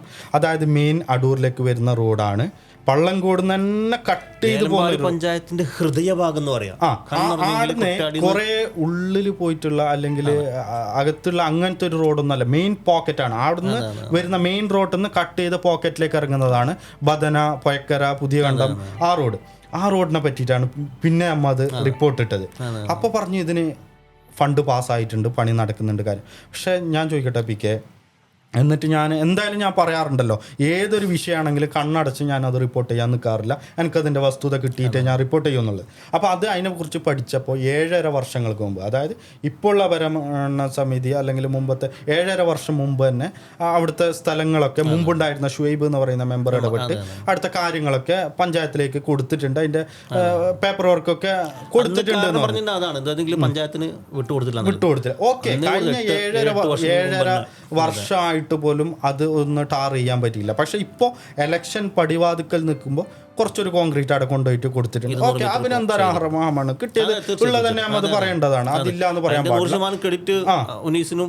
അതുപോലെ സോഷ്യൽ മീഡിയയിൽ ആ നാട്ടുകാർക്ക് അത് കിട്ടിയോ എന്നുള്ളതാണ്. നമ്മളത് റിപ്പോർട്ട് ചെയ്യുന്നുള്ളൂ, നമുക്ക് അതിൽ ഒരു സംഭവങ്ങളും വേണ്ട. അല്ലാതെ നമ്മൾ പോയിട്ട് വാർഡിലും പഞ്ചായത്തിലും മത്സരിക്കാനോ സ്ഥാനാർത്ഥിയാവാനോ ഒന്നും നിൽക്കുന്നില്ല. നമ്മൾ ഒരു 5-10 ദിവസത്തേക്ക് പോകുന്നു വരുന്നു, കാര്യങ്ങൾ അത്രയേ ഉള്ളൂ. അപ്പോൾ ആ ഒരു വിഷയം അന്ന് നമ്മൾ റിപ്പോർട്ട് ഇതിപ്പോൾ അതിനെതിരെ ശക്തമായ ആക്രമണങ്ങൾ ഉണ്ടായി, കിട്ടുന്നില്ല. പക്ഷേ പോരായ്മകൾ എന്തെങ്കിലും ഒന്ന് ചൂണ്ടിക്കാണിക്കാൻ പറ്റാത്ത അവസ്ഥയാണ്. ചൂണ്ടിക്കാണിച്ചു കഴിഞ്ഞാൽ അവനെ മർക്കട മുഷ്ടി ഉപയോഗിച്ചുകൊണ്ട് തല്ലിക്കെടുത്തുക എന്നുള്ളതാണ് അതിന്റെ ഒരു റിയാലിറ്റി എന്തെന്നാണ് എനിക്ക് മനസ്സിലാവുന്നത്. അതായത് പറയുന്നതാണ് ശരി, അതിന് രാത്രി പകലാണെന്ന് പറഞ്ഞാൽ പകൽ അത് പറഞ്ഞ് കേട്ടിരിക്കുന്ന കുറച്ച് കമ്മികളുണ്ട്. ഞാൻ പറയാനില്ല, അതിന് കുറച്ച് കമ്മികളുണ്ട് കൂടെ, അതുകൊണ്ടാണ് അവർക്ക് ഇതിനുള്ള ധൈര്യം. അത് ഇനിയുള്ള ജനറേഷനിൽ അത് കിട്ടൂല PK, കാര്യം തീർച്ചയായിട്ടും. പിന്നെ അതിനുശേഷം നമ്മൾ റിപ്പോർട്ട് ചെയ്യുന്നതാണ് വന്യജീവിയുമായിട്ട് ബന്ധപ്പെട്ട വിഷയം. അതിന് ഞാൻ റിപ്പോർട്ട് ചെയ്യാൻ കാരണം നമ്മുടെ കാട്ടിപ്പാറ പളഞ്ചി പായറടുക്ക ആ ഭാഗത്തുള്ള ഏതോ ഒരു കർഷകന് നേരെ ഒരു കാട്ടുപോത്തിൻ്റെ ആക്രമണം ഉണ്ടായിരുന്നു. ICUലൊക്കെ ഉണ്ടായിരുന്നു. വളരെയധികം ക്രിട്ടിക്കൽ സ്റ്റേജിലായിരുന്നു അയാൾ ഉണ്ടായിരുന്നത്. അപ്പോൾ അങ്ങനെ ഒരു സംഭവം, അങ്ങനെ ഒരു ഇൻസിഡൻറ്റ് നടന്നതാണ്. അതൊരു റിയാലിറ്റിയാണ്. പക്ഷെ അതിനെ മറച്ചു പിടിക്കുന്ന അല്ലെങ്കിൽ അങ്ങനെ കാണിക്കേണ്ട ആവശ്യമില്ല. കാര്യം 690 കോടി രൂപയുടെ ഒരു പദ്ധതിയാണ് വനം വകുപ്പ് കേരള സർക്കാരിൻ്റെ മുമ്പിലേക്ക് വെച്ചിട്ടുള്ളത്. അപ്പം അങ്ങനെ ഒരു സംഭവം, അല്ലെങ്കിൽ സോളാർ ഫെൻസിങ്, അതേപോലെ തന്നെ കിടങ്ങ് കുഴിക്കൽ, കമ്മ്യൂണിറ്റി അലേർട്ട്, അല്ലെങ്കിൽ മറ്റെന്തെങ്കിലും സംവിധാനങ്ങൾ, വൈദ്യുതി കമ്പിവേലികൾ തീർക്കുക, അങ്ങനെ എന്തെങ്കിലുമൊക്കെ സംവിധാനങ്ങൾ ഉണ്ടായിരുന്നെങ്കിൽ ഒരു പക്ഷേ ആ സാധാരണക്കാരനായ കർഷകൻ ഇങ്ങനെ ഒരു ആക്രമണം നേരിടേണ്ട സംഭവം ഉണ്ടാവില്ലായിരുന്നു. ഭാഗ്യവശാൽ എന്തോ അദ്ദേഹത്തിന്റെ ജീവൻ ബാക്കിയായി എന്ന് തന്നെ പറയാം. അപ്പൊ ആ ഒരു സംഭവം നമ്മൾ റിപ്പോർട്ട് ചെയ്തപ്പോൾ അത് അതൊക്കെ പോയി. അതിനൊന്നും അങ്ങനെ ഒരുപാട് ആനകൾ നിരന്തരം അർമാദിച്ചിട്ട് പോവാണ്, അറിഞ്ഞില്ലേ? അതിനൊന്നും ഓക്കെ, അതൊക്കെ ഒരു പരിധി വരെ നമ്മൾ കൃഷി പോയി എന്ന് പറയാം. മനുഷ്യന്റെ ജീവന് നേരെ അക്രമം ഉണ്ടായിട്ട് പോലും അതിനെതിരെ റിപ്പോർട്ട് ചെയ്യാൻ പറ്റാത്ത അവസ്ഥ വരുമ്പോൾ, അല്ലെങ്കിൽ അത് പറയാതെ വയ്യ. രാവിലെ പോകുന്ന ആൾക്കൊക്കെ കാട്ടുപോത്തിന്റെ ഒരുപാട് വർഷം ആക്രമണം ഉണ്ടായിട്ടുണ്ട്. അതന്നെ, ഇത് കുറച്ചും കൂടി സീരിയസ് ആയിട്ടുള്ള ഈ ഒരു ഇൻസിഡന്റ് ഉണ്ടായപ്പോൾ പോലും നമുക്ക് അതിനെ ഒന്നും ചെയ്യാൻ പറ്റിയില്ല. അത് അതിന്റെ വഴിക്ക് പോയി, അല്ലേ? അപ്പോൾ മാത്രമല്ല, ഞാനൊരു ലിസ്റ്റ് എടുത്തു. കാര്യം ഷാർപ്പ് ഷൂട്ടേഴ്സിന്റെ കേരളത്തിൽ നമ്മുടെ വനം വകുപ്പിൻ്റെ തന്നെ ഷൂട്ടിങ്ങിനുള്ള പെർമിഷൻ കൊടുക്കുന്ന ഒരു സംഭവമുണ്ട്.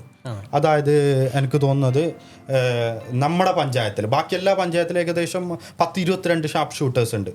നമ്മളെ പഞ്ചായത്തിലാണ് ഏറ്റവും കൂടുതൽ. പുത്തിക, പൈവളിക, അവിടെയൊക്കെ ഉണ്ട് ഷൂട്ടേഴ്സ്. നമ്മുടെ പഞ്ചായത്തിലാണ് ഏറ്റവും കൂടുതൽ വന്യജീവി ആക്രമണങ്ങൾ ഉണ്ടാവുന്നത്. ഓക്കെ, അങ്ങനെ ഉണ്ടാവുന്ന സാഹചര്യത്തിൽ ഒരാൾക്ക് പോലും ഷൂട്ട് ചെയ്യാൻ പെർമിറ്റുള്ള അതോറിറ്റിയുള്ള ഒരു ഷൂട്ടേഴ്സ് പോലും നമ്മുടെ പഞ്ചായത്തിൻ്റെ അകത്തില്ല. അത് വളരെയധികം വിഷമം ഉണ്ടാക്കുന്ന ഒരു സംഭവമാണ്. അതും കൂടി റിപ്പോർട്ട് ചെയ്തു, അതിനും വന്നു ആക്രമണം. പക്ഷെ ഒന്നും പറയാതിരിക്കുകയാണെങ്കിൽ ഓക്കെയാണ്. പക്ഷെ ഇതൊക്കെ നമ്മൾ പറഞ്ഞു പോകുന്നത് എന്തിനാണ്?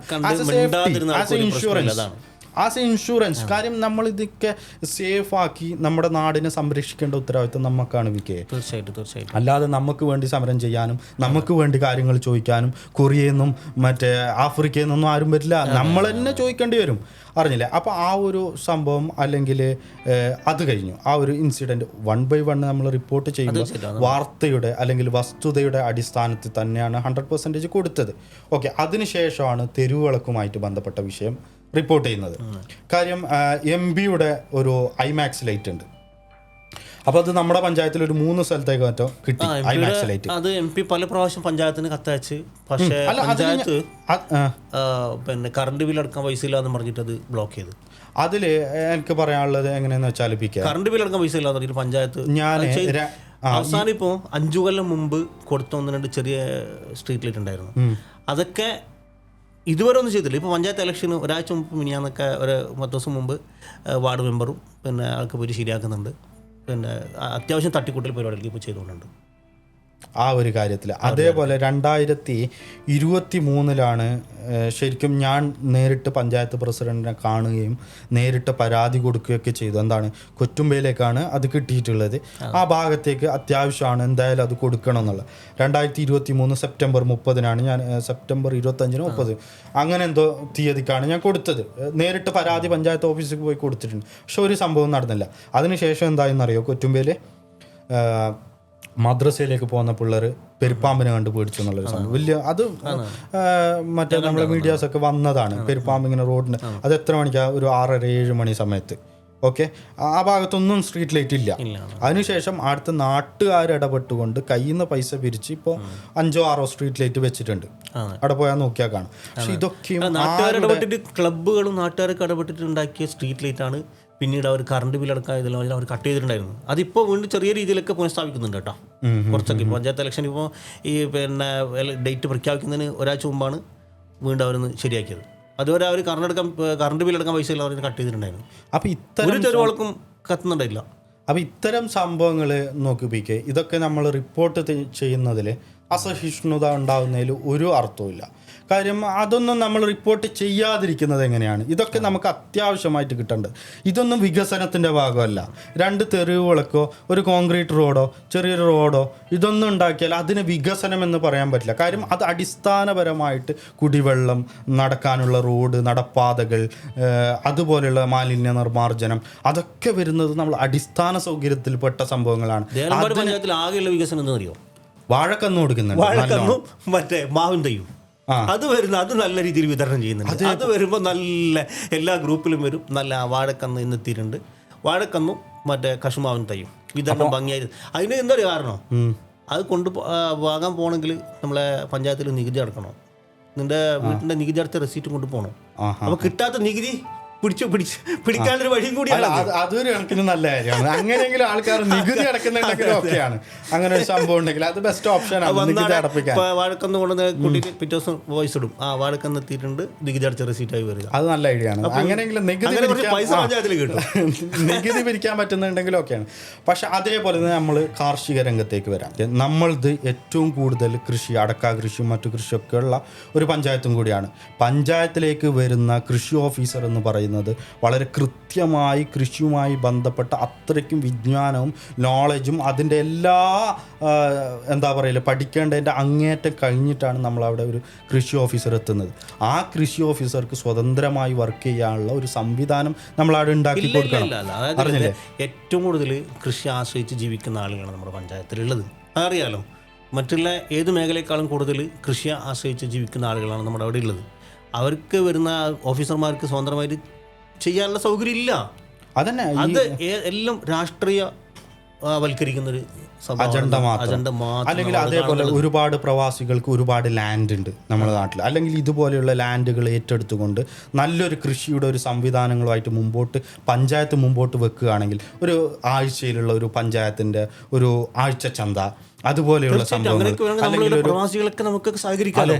അതേപോലെ ഡയറി ഫാം കാര്യങ്ങൾ, കൃഷി ചെയ്യാൻ ഏറ്റവും അനുയോജ്യമായ ഒരുപാട് മണ്ണുകളും ഒരുപാട് ലാൻഡ് വരുന്ന നല്ല കാര്യം എന്ത് കൊണ്ടുവന്നു കഴിഞ്ഞാലും തീർച്ചയായിട്ടും നമ്മൾ രാഷ്ട്രീയ ഭേദമന്യേ നമ്മൾ സഹകരിക്കാൻ തയ്യാറാണ്. അതുകൊണ്ട് തന്നെ കാർഷിക മേഖലയിൽ 100% നമ്മൾ ഉണ്ടാക്കുന്ന കൃഷിയിൽ നിന്ന് വയലോട്ടടിച്ച് നമ്മൾ പോകുന്ന എന്തുകൊണ്ടാണ്? കാർഷിക മേഖലയിലുള്ള വിളകളെല്ലാം നശിപ്പിക്കപ്പെടുന്നു വന്യജീവികൾ. അപ്പോൾ അതിന് നിയന്ത്രണങ്ങളില്ല. അങ്ങനെ എല്ലാവരും കാർഷിക മേഖലയിൽ നിന്ന് പിന്തിരിഞ്ഞു പോവുകയാണ്. അറിഞ്ഞില്ലേ? അപ്പോൾ അതിൽ ഒരു സമ്പൂർണ്ണ പരാജയം, കാർഷിക മേഖലയിലും ഒരു സമ്പൂർണ്ണ പരാജയമുണ്ട്.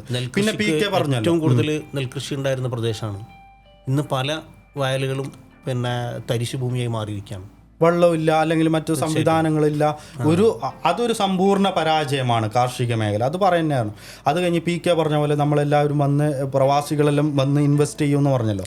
അതായത് നമ്മളെ നാട്ടിൽ എല്ലാ വാർഡുകളിലും ഓരോ വാർഡിൻ്റെ മെമ്പർമാർക്ക് ഡ്യൂട്ടി കൊടുക്കുക.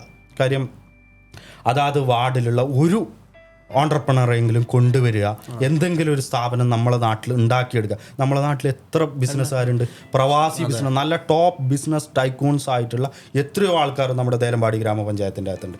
എന്തുകൊണ്ട് അവർ നമ്മുടെ സ്വന്തം നാട്ടിൽ ഇൻവെസ്റ്റ് ചെയ്യുന്നില്ല? അല്ലെങ്കിൽ മറ്റൊരു കാര്യങ്ങൾ എത്ര പേർക്കിടെ പുറത്ത് ജോലി കൊടുക്കുന്നുണ്ട്? നമ്മുടെ ദേലമ്പാടി പഞ്ചായത്തിനകത്ത് ഒരു ടാർഗറ്റ് കൊടുക്കുക, അല്ലെങ്കിൽ ഒരു ബിസിനസ് കോൺക്ലേവ് വിളിക്കുക. പഞ്ചായത്തിൻ്റെ അടിസ്ഥാനത്തിൽ ഒരു ബിസിനസ് കോൺക്ലേവ് വെച്ചിട്ട് ഇൻവെസ്റ്റേഴ്സിനെ ക്ഷണിച്ചുകൊണ്ട് ചെയ്യാൻ പറ്റുന്ന സാധ്യതകൾ, അല്ലെങ്കിൽ അതിൻ്റെ പുതിയ ഫാക്ടറിയോ കാര്യങ്ങളോ, അതായത് വലിയ സംഭവങ്ങളൊന്നും വേണ്ട, ചെറിയ ചെറിയ സ്റ്റാർട്ടപ്സ് ചെയ്യാൻ പറ്റുന്ന, ഇൻവെസ്റ്റ് ചെയ്യാൻ പറ്റുന്ന ഒരുപാട് ആൾക്കാർ നമ്മുടെ അവിടെയുണ്ട്. പക്ഷേ എങ്ങനെ ഇൻവെസ്റ്റ് ചെയ്യും? PK പഞ്ചായത്ത് ഓഫീസിൻ്റെ അകത്തേക്ക് പോകുമ്പോൾ ഒരു സാധാരണക്കാരൻ്റെ മുഖമടിച്ച് പൊട്ടിക്കാനും ചോര ചീറ്റിക്കാനും കാത്തുന്നു. അതാണ് ഞാൻ പറഞ്ഞത്. കാരണം നമ്മൾ ഒന്നും ഒരു തെറ്റുകളും ചൂണ്ടിക്കാണിക്കപ്പെടാൻ പാടില്ല. ചൂണ്ടിക്കാണിച്ച് കഴിഞ്ഞാൽ അവൻ്റെ മുഖം അടിച്ചു പൊളിക്കും. അതായത് PK നേരത്തെ പറഞ്ഞ പോലെ ഞാൻ നേരിട്ട ഒരു പ്രശ്നമുണ്ടല്ലോ ഈ അക്രമവുമായിട്ട് ബന്ധപ്പെട്ട, അതിലേക്ക് ഞാൻ വരാം. കാര്യം അന്ന് വന്യജീവിയുമായിട്ട് ബന്ധപ്പെട്ട പ്രശ്നം ഞാൻ റിപ്പോർട്ട് ചെയ്തുകൊണ്ട് തന്നെ എന്നോട് പറഞ്ഞിട്ടുണ്ട്, ഇന്ന് ലാസ്റ്റ് ഡേറ്റ് ആണ്. ഏതാണ്? വന്യജീവി വകുപ്പിൻ്റെ ഒരു അദാലത്ത് പഞ്ചായത്തിൽ നടക്കുന്നുണ്ട്. ആ അദാലത്തിനും വേണ്ടി ഞാൻ അങ്ങോട്ട് കയറി പോവാണ്, അതിൽ പങ്കെടുക്കാൻ വേണ്ടി. അവിടുന്ന് ശരിക്കും ഉണ്ടായ സംഭവങ്ങൾ നമുക്ക് പറയാൻ പറ്റാത്ത അത്തരത്തിലുള്ള ഒരു ഇൻസിഡൻ്റാണ് അവിടെ സംഭവിക്കുന്നത്. ശരിക്കും മാനസികമായിട്ട് അത്രയധികം വിഷമങ്ങൾ അന്ന് ഉണ്ടാക്കിയെങ്കിലും പിന്നീട് അത് ചിന്തിക്കുമ്പോൾ ഞാൻ വളരെ മാന്യന്മാരിൽ കണ്ട ആളുകൾ എൻ്റെ കൺമുമ്പിൽ കാണുന്നല്ലേ, ഞാൻ അത്ഭുതപ്പെട്ടു. വളരെ മാന്യമായിട്ട് കാണുന്ന ആളുകൾ കാര്യം പിന്നെ നിന്നെ 100-300 ആളുകളുണ്ട്, അതിനിടയിൽ ഒരാൾ നിന്നെ തല്ലാൻ വരുന്നുണ്ട്. ഈ കാരണം ഒരൊറ്റ കാരണം തല്ലാൻ വരുന്നത് പിടിച്ചു മാറ്റാൻ ആരുമില്ല. ഞാൻ റോഡിൻ്റെ അപ്പുറത്തുള്ള ഞാനിങ്ങോട്ട് ഓടി വരുന്നിട്ട് അവിടെ ഏതൊരു പിന്നെ പ്രധാനപ്പെട്ട ഒരു വ്യക്തിയോട് ഞാൻ പറഞ്ഞാണ്, വ്യക്തിയുടെ പേര് ഇങ്ങനെ നമുക്കൊന്ന് അല്ല മുഖം തിരിഞ്ഞ് പോയതല്ല, തിരിഞ്ഞ് പിടിക്കാൻ പോലും സംഭവങ്ങളിൽ കണ്ടുപോയ ഒരുപാട് മുഖങ്ങളുണ്ട് പി കെ. കാര്യം നമ്മൾ അതായത് ഇത്രയും വലിയൊരു സംഭവം ഇൻസിഡന്റ് നടക്കുമ്പോൾ ആ സംഭവത്തിനെ കണ്ട് ആത്മനിർവൃതി അടയുന്ന മുഖങ്ങൾ കൂടി അറിയില്ലേ, അത് എന്താണ് ഏതാണ് എങ്ങനെയാണ് എന്ന് പോലും ആലോചിക്കുന്നില്ല. പക്ഷെ അത് ഏതെങ്കിലും ഒരു റോഡ് സൈഡിൽ വെച്ച് രണ്ടുപേര് അടിയോ ഇടിയോ ഉണ്ടാക്കുമ്പോൾ അതൊരു പ്രശ്നമല്ല പി കെ. കാര്യം പറഞ്ഞു വരുന്നത് ജനാധിപത്യത്തിന്റെ ശ്രീകോവിലുകൾ എന്ന് പറയപ്പെടുന്ന നമ്മുടെ ജനങ്ങൾ, അതായത് സാധാരണക്കാരനായ ജനത്തിന് അല്ലെങ്കിൽ ഒരു സാധാരണക്കാരന് ഏറ്റവും പെട്ടെന്ന് അവൻ്റെ ആവശ്യങ്ങൾക്ക് പോകാൻ പറ്റുന്നത് സ്വന്തം ഗ്രാമപഞ്ചായത്ത് ഓഫീസിലേക്കാണ്. നമ്മുടെ ഇന്ത്യൻ ചരിത്രത്തിൽ തന്നെ ഒരുപാട് പ്രശ്നങ്ങൾ ഉത്തരേന്ത്യയിലൊക്കെ നമ്മൾ കേട്ടിട്ടുണ്ട്. പക്ഷെ നമ്മൾ ഒരിക്കലും ഒരു ഗവൺമെന്റ് സ്ഥാപനത്തിൻ്റെ അകത്ത് അല്ലെങ്കിൽ ഇതുപോലെയുള്ള പഞ്ചായത്ത് ഓഫീസിനകത്ത് പഞ്ചായത്ത് മെമ്പർ അതേ പറഞ്ഞു വരുന്നത് ഞാൻ അതാണ്. ആ ഒരു അക്രമം ഉണ്ടായ സ്ഥലം പ്ലസ് ആക്രമിച്ച വ്യക്തിയുടെ അദ്ദേഹം വഹിക്കുന്ന പദവികൾ, അതാണ് നമ്മളെ വിഷമിപ്പിക്കുന്നത്. കാര്യം മനസ്സിലായില്ലേ, എവിടെയെങ്കിലും എന്തെങ്കിലുമൊക്കെ ഇഷ്യൂ ഉണ്ടായാൽ അതിനൊന്നും നമ്മൾക്ക് ഒരു വിഷമമില്ല. പക്ഷെ അത്രയും മഹത്വമായി ജനാധിപത്യത്തിൻ്റെ ശ്രീകോവിലായിട്ട് നമ്മൾ കാണപ്പെടുന്ന സ്ഥലങ്ങളൊക്കെ ഇങ്ങനെയും സംഭവിക്കുന്നു. അതിനുശേഷം പഞ്ചായത്ത് ഹെയറിങ്ങും കാര്യങ്ങളൊക്കെ വരുന്ന സമയത്ത് പ്രശ്നമുണ്ടായ പോലീസ് പ്രൊട്ടക്ഷനിലാണ് കാര്യങ്ങൾ നടത്തിയത്. അപ്പം നമ്മൾ മനസ്സിലാക്കണം, നമ്മൾ ലോകത്തിൻ്റെ എവിടെയെങ്കിലുമൊക്കെ ഫാസിസ്റ്റ് ശക്തികൾ അധിനിവേശം നടത്തുന്നു എന്ന് പറഞ്ഞിട്ട് സമരം വിളിച്ച് മുമ്പോട്ട് പോകുന്നതിൽ എന്താ അടിസ്ഥാനമുള്ള നമ്മുടെ സ്വന്തം പഞ്ചായത്തിൽ, നമ്മുടെ സ്വന്തം നാട്ടിൽ, സ്വന്തം പഞ്ചായത്ത് ഓഫീസിലേക്ക് കയറി പോകണമെങ്കിൽ പോലീസ് പ്രൊട്ടക്ഷനോട് കയറി പോകണമെന്ന് പറയുമ്പോൾ അതിൻ്റെ അവസ്ഥ എന്താണ്? ഇതാണ് CPM ഭരിക്കുന്ന പഞ്ചായത്ത്. ഇതോടുകൂടി ജനാധിപത്യത്തിന്റെ മൂല്യങ്ങൾ ഇതേപോലെ ഇതിനൊക്കെ ഒരു മാറ്റം ജനങ്ങൾ ചിന്തിച്ചു തുടങ്ങി. അതിന്റെ മാറ്റമാണ് ഇപ്പൊ നമ്മൾ കാണുന്നത്. തീർച്ചയായിട്ടും പി കെ. മുൻപ് ചിലപ്പോൾ നിങ്ങൾക്ക് അറിയാമായിരിക്കും, മുൻപ് അവിടെ ബൂത്തിലിരിക്കാൻ ആളില്ലാത്ത സമയമാണ് പല പ്രദേശങ്ങളിലും നമ്മുടെ പഞ്ചായത്തിൽ. ഇന്ന് ആ കാലഘട്ടങ്ങളൊക്കെ മാറി, ജനങ്ങൾ തിരിച്ചറിഞ്ഞു തുടങ്ങി. ഞാൻ ചിലപ്പോൾ ഇല്ലേ, ഇത് നിന്റെ അനുഭവത്തിന്റെ ഇതിൽ ഞാൻ പറയാണ്, പിന്നെ എന്തോ ആയുസിന്റെ ബലം കൊണ്ടാണ് ഞാൻ ഇന്നിവിടെ ഇരിക്കുന്നത്. അന്നത്തെ ആ ഒരു ബൂത്ത് ആക്രമണവും അത് കഴിഞ്ഞ് കൂൾ ബാർ, അതിനുശേഷം കുറച്ച് അന്ന് ഉണ്ടായിരുന്ന എനിക്ക് തോന്നുന്ന മീറ്റിംഗ് കഴിഞ്ഞ് അല്ലേ, രാഷ്ട്രീയമായിട്ട് പറയേണ്ട ആവശ്യമില്ല. ഏതായാലും ഞാൻ അന്നത്തെ സംഭവം എന്ന് പറഞ്ഞു കഴിഞ്ഞാൽ, ഞാനന്ന് പിന്നെ പഞ്ചായത്ത് തെരഞ്ഞെടുപ്പിൻ്റെ ഇതിൽ സജീവമായിട്ട്, അന്ന് എല്ലാ തെരഞ്ഞെടുപ്പും സജീവമായിട്ട് പ്രവർത്തിക്കുന്ന ഒരാളായിരുന്നു. പഞ്ചായത്ത് തെരഞ്ഞെടുപ്പ് കഴിഞ്ഞ് പിന്നെ ആ നിയമസഭാ തെരഞ്ഞെടുപ്പിൻ്റെ സമയത്താണ് ഈ സംഭവം. അഡ്വക്കേറ്റ് CK ശ്രീധരൻ നിയമസഭയിലേക്ക് മത്സരിച്ച ആ സമയത്താണ്. ആ സമയത്ത് ബൂത്തിലിരിക്കാൻ എൻ്റെ ബൂത്തിൽ ഞാനായിരുന്നു ബൂത്തിലിരുന്നത്. എല്ലാം കഴിഞ്ഞ് ബൂത്ത് പെട്ടിയൊക്കെ കൊണ്ട് ഓഫീസർമാർ പോയതിനു ശേഷം വീട്ടിലേക്ക് പോകാൻ വേണ്ടി ഇങ്ങനെ ഞാൻ കയറിയിട്ട് ഇങ്ങനെ ഞാനും എൻ്റെ കൂടെ നമ്മളെ മർഹൂം ആമശം കൂടി ഉണ്ടായിരുന്നു. ഞങ്ങൾ രണ്ടുപേരും ഇങ്ങനെ കയറി ഇങ്ങനെ റിക്ഷയിലേക്ക് ഇങ്ങനെ ഓട്ടോറിക്ഷയിൽ ഇങ്ങനെ കാലെടുത്ത് ഒരു കാല് വെക്കുമ്പോൾ 10-50 ആൾക്കാർ വന്നിട്ട് പറയുന്നത് ഇങ്ങനെ തല്ലുന്നു. ഭാഗ്യം കൊണ്ട് ഓടി ഞാൻ രക്ഷപ്പെട്ടതെന്ന് വെച്ചാൽ ഓടി അവിടെയുള്ള കോൾഡേഴ്സ് കയറി, അതുകൊണ്ട് രക്ഷപ്പെട്ടു. പുറമേ നിന്ന് എൻ്റെ പിന്നെ ഇതിലൂടെയാണ് അവരെ കത്തി വീശുന്നത് ഞാൻ കണ്ടത്. എൻ്റെ ഇന്ന് ഞാൻ പഠിക്കുന്നത് കാരണം എന്ന് പറഞ്ഞെങ്കിൽ എന്തോ ആയുസിൻ്റെ ബലം കൊണ്ട് തന്നെ ഒക്കെ കൂട്ടു നിൽക്കുന്ന ആരെന്നറിയോ, തലപ്പത്തിരിക്കുന്നവരുടെ നേതാക്കന്മാർ. അവരുടെ മൗനാനോ അതൊക്കെ ജനങ്ങൾ ഇന്ന് മനസ്സിലാക്കി. അതേപോലെ തന്നെ ഞാൻ പറഞ്ഞു വന്ന പോലെ ഈ പഞ്ചായത്ത് ആക്രമണമായിട്ട് അന്ന് സംഭവിച്ച ആ ഇൻസിഡന്റ് വളരെയധികം കാര്യം ജനാധിപത്യ വിശ്വാസികൾ അല്ലെങ്കിൽ ജനാധിപത്യത്തിന്റെ മൂല്യങ്ങൾ അതാണ് അന്ന് അവിടെ അടക്കപ്പെട്ടുണ്ടായത്. ഉനൈസിനെതിരെയുള്ള ഒരു ആക്രമണം എന്നുള്ളതിൽ അപ്പുറത്തേക്ക് ജനാധിപത്യത്തിന്റെ മൂല്യങ്ങളാണ് അവിടെ നഷ്ടപ്പെട്ടു പോകുന്നത്. എന്ത് മെസ്സേജാണ് അതിലൂടെ പുറത്തേക്ക് പോയത്? ദേലമ്പാടി പഞ്ചായത്ത് ഓഫീസിനകത്ത് ഒരു സാധാരണക്കാരന് കയറിപ്പോവാൻ പറ്റാത്ത അവസ്ഥയാണ് നിലനിൽക്കുന്നു എന്നുള്ളതാണ് പുറത്തുപോയ ഒരു മെസ്സേജ് എന്ന് പറയുന്നത്. അത് നമ്മുടെ നാടിന് ഗുണമാണോ പി കെ, ദോഷമാണോ? തീർച്ചയായിട്ടും നാട് നാണക്കേടല്ലേ. അതേപോലെ ഞാൻ വിദ്യാഭ്യാസ രംഗത്തേക്ക് വരാം. ഓക്കെ, അതേപോലെ നമ്മുടെ നാട്ടിലുള്ള എത്രയോ അതായത് പിന്നോക്ക വിഭാഗത്തിൽ നിൽക്കുന്ന SC ST വിഭാഗത്തിൽപ്പെട്ട എത്ര പ്രൊഫഷൻസ് ഉണ്ട് നമ്മുടെ നാട്ടിൽ? ഡോക്ടേഴ്സ് എത്രയുണ്ട്, എൻജിനീയേഴ്സ് എത്രയുണ്ട്, അല്ല മറ്റു വൈറ്റ് കോളർ ജോബിൽ എത്ര പേരുണ്ട്? ഇവരുടെ ഉന്നമനത്തിന് വേണ്ടി എന്ത് ചെയ്തു നമ്മുടെ പഞ്ചായത്ത്? എന്ത് ചെയ്തു? ഒന്നുമില്ല, സീറോ ആണ്. അതേപോലെ തന്നെ നമ്മുടെ ഗ്രാമപഞ്ചായത്തിൽ 3 ഹയർ സെക്കൻഡറി സ്കൂളുണ്ട്, ദേലമ്പാടി, അടൂർ, പാണ്ടി. എന്നാൽ നാളിതുവരെ ആയിട്ടും ഒരു കോളേജ് നമ്മുടെ നാട്ടിലില്ല. നമ്മുടെ സാധാരണക്കാരൻ കോളേജിലേക്ക് പോകേണ്ട ഒരു അവസ്ഥ ചിന്തിച്ചു നോക്കണം. കാലത്ത് രാവിലെ 6 മണി 7 മണിയുടെ ബസ്സിന് കയറി വിദ്യാനഗറിലേക്ക് പോകണം. 25 കൊല്ലം മുമ്പ് എങ്ങനെയായിരുന്നു? രാവിലെ 6 മണിക്ക് എണീറ്റിട്ട് പോകണം ബസ്സിന്. നമ്മുടെ അവിടെ ഒരു കോളേജില്ല. ഇന്നും അതേ നില തുടരും. അതന്നെ, രാവിലെ പോയാൽ 9 മണിക്ക്, രാവിലെ 6 മണിക്ക് ഇറങ്ങാൽ 9 മണിക്ക് കോളേജിൽ പോയി 4:30 മണിക്ക് കോളേജും കഴിഞ്ഞ് തിരിച്ച് വന്നത് 6 മണിക്കും 7 മണിക്കുമാണ്. ഇതേപോലെയുള്ള എല്ലാ മണ്ഡലങ്ങളിലേക്കും ഓരോ കോളേജ് കൊണ്ടുവരുന്നു പക്ഷെ എവിടെയുണ്ട് നമ്മളെ പഞ്ചായത്തിലേക്ക് കൊണ്ടുവരാൻ വേണ്ടിയിട്ട് നമ്മുടെ പഞ്ചായത്ത് ഒരൊന്നും ശ്രമിച്ചിരുന്നെങ്കിൽ തീർച്ചയായിട്ടും നമ്മുടെ പഞ്ചായത്ത് ഒരു പക്ഷെ കിട്ടിയാണ്. കാര്യം അത്രയ്ക്കും അർഹിക്കുന്ന, അല്ലെങ്കിൽ ഈ ഒരു വിദ്യാഭ്യാസം കോളേജിന് വേണ്ടി ദാഹിക്കുന്നത് നമ്മുടെ പഞ്ചായത്ത് തന്നെയാണെന്നുള്ള ഒരു സംശയമില്ല. അതേപോലെ രാത്രി 6 മണി 7 മണിക്ക് ഈ കുട്ടികൾ വീട്ടിൽ തിരിച്ചു വന്ന് കയറിയാൽ ഒന്ന് ബുക്ക് തുറന്ന് നോക്കാനോ അല്ലെങ്കിൽ ഒരു ഹോംവർക്ക് ചെയ്യാനുള്ള ഒരു സാധ്യതയും നമ്മളെ പഞ്ചായത്തിൻ്റെ അകത്ത് ഇല്ല, അല്ലെങ്കിൽ നമ്മുടെ നാട്ടിലില്ല. നല്ലൊരു ട്യൂഷൻ സെൻറ്റർ അങ്ങനെ ഒരു സംഭവം ഉണ്ടോ? അതേപോലെ തന്നെ സ്പോർട്സ്, ആർട്സ്. ഞാൻ പറയാം, ആർട്സ് യൂത്ത് ഫെസ്റ്റിവലിനല്ല നമ്മളൊക്കെ ജില്ലയിലേക്കും സബ് ജില്ലയിലേക്കും മത്സരിക്കുന്ന ആ സമയത്തുണ്ടല്ലോ പിക്കെ, നമ്മളെ നെയിം ബോർഡ് പോലും സ്കൂളുകളിലില്ല. കാര്യം ഇങ്ങനെ ഒരു സ്കൂളുള്ളത് അറിയുന്ന പോലുമില്ല. നമ്മൾ സർവ്വസന്നാഹത്തോടു കൂടി ഞങ്ങൾ SLCയിൽ നിൽക്കുന്ന സമയത്ത് യൂത്ത് ഫെസ്റ്റിവലിനെ ഫേസ് ചെയ്തു. ആ സമയത്താണ് ആദ്യമായിട്ട് ജില്ലാ മത്സരത്തിലേക്ക്, യൂത്ത് ഫെസ്റ്റിവലിലേക്ക് നെയിം ബോർഡിൽ ഞങ്ങളെ നെയിം വരുന്നത് ആദ്യമായിട്ടാണ്. കാര്യം ബാക്കിയെല്ലാം മേജർ സ്കൂളിൻ്റെ എല്ലാം പേര് വരും. കാര്യം എന്താണ്, ഇവർ നിർബന്ധമായിട്ട് മത്സരിക്കാൻ വരും, സ്കോർ നേടും. സ്കോർ ബോർഡിൽ ഞങ്ങളെ പേരില്ല. കാര്യം എന്താണ്, നമ്മളെ ഇങ്ങനെ ഒരു സംഭവത്തിന് പരിഗണിച്ചില്ല. പക്ഷെ അന്ന് കായിക രംഗത്ത് തീർത്തും പരാജയം തന്നെ പറയാം. അതേപോലെ ഇപ്രാവശ്യത്തെ കേരളോത്സവത്തിൽ നമുക്കറിയാലോ, കേരളോത്സവത്തിൽ ഫുട്ബോളിൽ നമ്മുടെ ജയിച്ച നടന്ന ഇൻസിഡന്റ്, മേലെ പിന്നെ ബ്ലോക്ക് പഞ്ചായത്തിന്റെ മത്സരത്തിൽ പങ്കെടുക്കാൻ പറ്റിയില്ല. ഇതൊക്കെ തീർച്ചയായും പഞ്ചായത്തിന്റെ പോരായ്മയാണ്. അതേപോലെ സ്പോർട്സിന്റെ പറയുമ്പോൾ ഈ ഇത്രയും സ്കൂളുകളുണ്ടെങ്കിലും നല്ലൊരു അതായത് നമുക്ക് ഓടാനോ നല്ലൊരു ട്രാക്കോ കാര്യങ്ങളോ സ്പോർട്സ് കൗൺസിലിംഗ് കൊടുക്കാനോ ഒരു അക്കാഡമിയോ ഒരു സ്വിമ്മിംഗ് പൂളോ ഒരു സ്വിമ്മിങ്ങിനുള്ള ഒരു ട്രെയിനിങ്ങോ ഒരു സംഭവം ഒരു വാർഡ് മെമ്പർക്ക് എന്തൊക്കെ ചെയ്യാൻ പറ്റുന്നു എന്നുള്ളത് തെളിയിച്ചുകൊണ്ടിരിക്കുകയാണ്. നമ്മുടെ പഞ്ചായത്തിൽ പിന്നെ ഇടതുപക്ഷം ഭരിക്കുന്ന CPM ഭരിക്കുന്ന പഞ്ചായത്തിൽ ഒന്നും ചെയ്യാൻ പറ്റാത്ത നിസ്സഹായതയോടെ നിൽക്കുന്ന ഒരു കാഴ്ചയാണ്. അതായത് കലാകായിക രംഗങ്ങളിലൊക്കെയും അതേപോലെ തന്നെ സാംസ്കാരിക രംഗങ്ങളിലൊക്കെ തെയ്യം കലാകാരന്മാർ നമ്മുടെ നാട്ടിലുണ്ട്.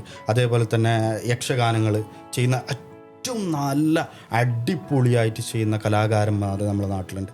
അവരുടെയൊക്കെ പുരോഗതി എനിക്കറിയാം. എൻ്റെ ഒരു സാറുണ്ട്, സുഭാഷ് മാഷ് എന്ന് പറയുന്നത്, സുഭാഷ് വനശ്രീ. ആ മാഷിൻ്റെ ക്ലാസ്സൊക്കെ ഉണ്ടെന്നല്ല, അടിപൊളിയായിട്ട് നമ്മളിങ്ങനെ കേട്ടിരുന്നു പോകും. ആ മാഷിനെ കണ്ടിട്ടാണ് നമ്മളെല്ലാം ഇങ്ങനെ അഭിനയിക്കാനും നാടകത്തിൽ ചേരണം സാറേ, അങ്ങനെയാണ് ഇങ്ങനെയാണ് നമ്മളെ സബ് ജില്ലയിലും ജില്ലയിലൊക്കെ കൊണ്ടുപോകുന്നത് സുഭാഷ് മാഷാണ്. നമ്മളെ ബാക്കി സാറന്മാരൊക്കെ ഉണ്ട്, രഞ്ജിത്ത് മാഷ്, നാരായണ മാഷ്, പ്രദീപ് മാഷ് ഒക്കെ ഉണ്ടായിരുന്നു. നമ്മുടെ സ്വന്തം നാട്ടുകാരനായ സുഭാഷ് മാഷ് ഉണ്ടല്ലോ, എത്ര പറഞ്ഞാലും മതിയാവില്ല. കാര്യം അദ്ദേഹത്തിൻ്റെ ആ ക്ലാസ് ഉണ്ടല്ലോ, ആ ഒരു ആപ്റ്റിറ്റ്യൂഡ്.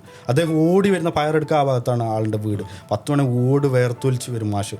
എന്നാൽ ആ മാഷിൻ്റെ ഓരോ ക്ലാസ്സും ഉണ്ടല്ലോ, അതായത് എടുക്കുന്ന ആ ഒരു രീതി, ആ മാഷിനൊക്കെ ഉപയോഗപ്പെടുത്താൻ പറ്റിയിട്ടില്ല നമ്മുടെ നാട്ടിന്. ഒരു പക്ഷേ നമ്മുടെ സുഭാഷ് മാഷിനെയൊക്കെ സാഹിത്യ അക്കാദമി അങ്ങനെ എന്തെങ്കിലും ഒരു സംഭവം ഉണ്ടാക്കിയിട്ട് അതിൻ്റെയൊക്കെ ഹെഡിൽ ഒരു പക്ഷേ നമ്മൾ സുഭാഷ് മാഷിനെയൊക്കെ നിർത്തിയിരുന്നുണ്ടല്ലോ, അത്രയ്ക്കും അടിപൊളിയായിട്ടുള്ള ടാലൻറ്റഡ് ആയിട്ടുള്ള പിള്ളേരെ വാർത്തുണ്ടാക്കിയാണ് ആ മാഷ്. തീർച്ചയായിട്ടും ഒരുപാട് കായിക രംഗത്ത് കഴിവുകളിൽ ഒരുപാട് പ്രതിഭകളുണ്ട്. അവരെ ഉപയോഗപ്പെടുത്താൻ വേണ്ടി നമ്മുടെ പഞ്ചായത്ത് അധികാരികൾക്ക് സാധിച്ചിട്ടില്ല ചുരുക്കി പറയാം. അപ്പോൾ മൊത്തത്തിൽ പറയുകയാണെങ്കിൽ PK അടിസ്ഥാന സൗകര്യം, കാർഷിക മേഖല, ആരോഗ്യ മേഖല, അതേപോലെ തന്നെ നമ്മുടെ വിദ്യാഭ്യാസ മേഖല ഒക്കെയും പരിപൂർണമായൊരു സമ്പൂർണ്ണ പരാജയം. അടൂർ സ്കൂളിലെ മാക്കേർ വിഷയം കേരളത്തിൽ മൊത്തം നാണക്കേടുണ്ടാക്കിയ സംഭവമാണ്. പക്ഷെ അങ്ങനെ ഒരു സംഭവം ഇല്ല എന്നല്ലേ പറയുന്നത്, പറഞ്ഞില്ലേ? അതൊക്കെ നമ്മൾ റിപ്പോർട്ട് ചെയ്തു, ഹെൽത്ത് അതോറിറ്റി വന്ന് അതിനെ ക്ലോസ് ചെയ്തു, ബാക്കി സംഭവങ്ങളൊക്കെ നടന്നാലും അങ്ങനെ ഒരു സംഭവം നമ്മളവിടെ ഉണ്ടായിട്ടേ ഇല്ല എന്നാണ് പറയുന്നത്. അപ്പൊ നമുക്ക് രീതിയിൽ അങ്ങനെ ആയിരുന്നു പ്രവർത്തിച്ചു കൊണ്ടിരുന്നെങ്കിൽ കൂട്ടേണ്ട ആവശ്യമില്ലല്ലോ. പക്ഷെ അതൊന്നും പറഞ്ഞിട്ട് കാര്യമില്ല. ഈ ഒരു മർക്കട മുഷ്ടിയോടെ നിൽക്കുമ്പോൾ അതൊന്നും പറഞ്ഞിട്ട്. അതേപോലെ ആരോഗ്യ മേഖല, ദേലമ്പാടി, യൂജമ്പാടി, മയ്യള, നമ്മളൊക്കെ ഒരു ECG കിട്ടേണ്ട ഹോസ്പിറ്റലിലേക്ക് പോകണമെങ്കിൽ ബോയിക്കാനം കഴിഞ്ഞെത്തണം. ഈ ടേണും കർവൊക്കെ കഴിഞ്ഞ് ഒരു ഹൃദയ രോഗിയോ ഒരു അടിയന്തര ശുശ്രൂഷയ്ക്ക് വേണ്ടി പോകുന്ന ഒരാളെ ജീവൻ്റെ കാര്യം എന്തായിരിക്കും എന്ന് നമ്മൾ ചിന്തിക്കേണ്ടതല്ലേ? ചുരുക്കി പറഞ്ഞാൽ ദേലമ്പാടി പഞ്ചായത്തിൽ ഒരു വികസനവും നടന്നിട്ടില്ല. വികസനം നടന്നിട്ടുണ്ട്, ചില നേതാക്കളുടെ പിന്നെ അവർക്കുള്ള വികസനം നടന്നിട്ടുണ്ട്. ഞാൻ അറിയുന്ന അതിന്റെ കാലത്ത് ഏറ്റവും വലിയ ഞാൻ അറിയുന്ന ഉദാഹരണമാണ് കാലത്ത് ഒരു ജോലിയും ചെയ്യാതെ പണ്ട് മുതൽ 10-30 കൊല്ലമായിട്ട് ബാഗും തൂക്കി നടക്കുന്ന ഒരാളുകളുണ്ട്. അവരൊക്കെ ഇന്ന് നല്ല കോടീശ്വരന്മാരായിട്ട് ആ സൗകര്യത്തോടു കൂടി ജീവിക്കുന്നുണ്ട്. അവർ വികസിച്ചിട്ടുണ്ട്. അടിസ്ഥാനപരമായിട്ട് ഒരു സൗകര്യവും നമ്മുടെ നാട്ടുകാർക്ക് ഉണ്ടാക്കിയിട്ടുണ്ട്. ഇതാണ് സംഭവം. അതൊക്കെയും വിലയിരുത്തിക്കൊണ്ടായിരിക്കും ഇപ്രാവശ്യം ജനങ്ങൾ തിരിച്ചറിയുക. അതാണ് പലരും അവരുടെ മുന്നണിയിൽ നിന്ന് ഇറങ്ങി വരികയും മത്സര രംഗത്ത് നേർക്ക് നേർ നിൽക്കുകയും ചെയ്യുന്നത്. അപ്പൊ അങ്ങനെയുള്ള ഒരുപാട് സാഹചര്യങ്ങൾ നമുക്ക് കൊടുക്കാം എന്തായാലും. അതായത് നമുക്ക് ഒരു ഡിസ്ക്ലെയിമർ, അതായത് ഞാൻ പറയുന്നത് നമുക്കൊരു അന്ധമായ രാഷ്ട്രീയ വിരോധം ഇല്ല, ഏതൊരു രാഷ്ട്രീയ പാർട്ടിയോടും ഇല്ല. കാര്യം പ്രധാനം നമ്മുടെ വികസനമാണ്. അതിനെല്ലാരും കൂട്ടിയോജിപ്പിച്ചുകൊണ്ട് നാട്ടുകാരെ, പ്രവാസികളെ, അതായത് ബാക്കി എല്ലാ സംഘടനകളെ ഒരു സംഭവം നടന്നിട്ടുണ്ടാവും. ഒരു സമൂഹ നോമ്പ് തുറന്നെങ്കിലും നടന്നിട്ടുണ്ടാവും. ഒരു സമൂഹത്തിനെ കോർത്ത് ഇണക്കിക്കൊണ്ട് പഞ്ചായത്തിന്റെ രൂപത്തിലുള്ള ഒരു കോൺക്ലേവ് നടന്നിട്ടുണ്ടോ നമ്മുടെ വികസനം എങ്ങനെയെന്ന്? അപ്പോ ഇതൊക്കെ കാസർഗോഡ് ജില്ലയിലെ ഏറ്റവും വലിയൊരു ക്ഷേത്രമാണ് അടൂർ ശ്രീ മഹാലിംഗേശ്വര ക്ഷേത്രം. മതസൗഹാർദ്ദത്തിന്റെ അവിടുത്തെ അടൂർ ഉത്സവം എന്ന് ഏറ്റവും വലിയ അടയാളം തന്നെയാണ്. തീർച്ചയായിട്ടും ആ അടൂർ ഉത്സവത്തിന് കാസർഗോഡ് ജില്ലയിൽ നിന്ന് മാത്രമല്ല, കേരളത്തിനും കർണാടകയിൽ നിന്നും ഒക്കെ ആളുകൾ, ഭക്തന്മാർ, മഹത്വമായ പരിശുദ്ധമായ മതേതരം വിളിച്ചോതുന്ന ഒരു നാടും കൂടിയായ നമ്മുടെ നാടിന്റെ സംരക്ഷണം അത് നമ്മുടെ ഓരോരുത്തരുടെയും കയ്യിലാണ്. അതുപോലെ തന്നെ എനിക്ക് സംസാരിക്കാനുള്ളത് യുവാക്കളോടാണ്, ന്യൂ ജനറേഷനോടാണ്. കാര്യം നമ്മുടെ വിദ്യാഭ്യാസം നമുക്ക് നഷ്ടപ്പെട്ടു പോയത്, നമ്മുടെ സ്പോർട്സ്, ജൻസി നമ്മൾ പറയുന്ന പോലെ അതിക്രമിച്ചു അവര് ശ്രദ്ധിക്കാതിരുന്നിട്ടില്ല. അത് ഞാൻ ഉറപ്പായിട്ടും പറയാം. പുതിയൊരു ജനറേഷൻ, പുതിയ വരുന്ന ജനറേഷൻ ഉറപ്പായിട്ടും അത് മനസ്സിലാക്കുന്നുണ്ട്.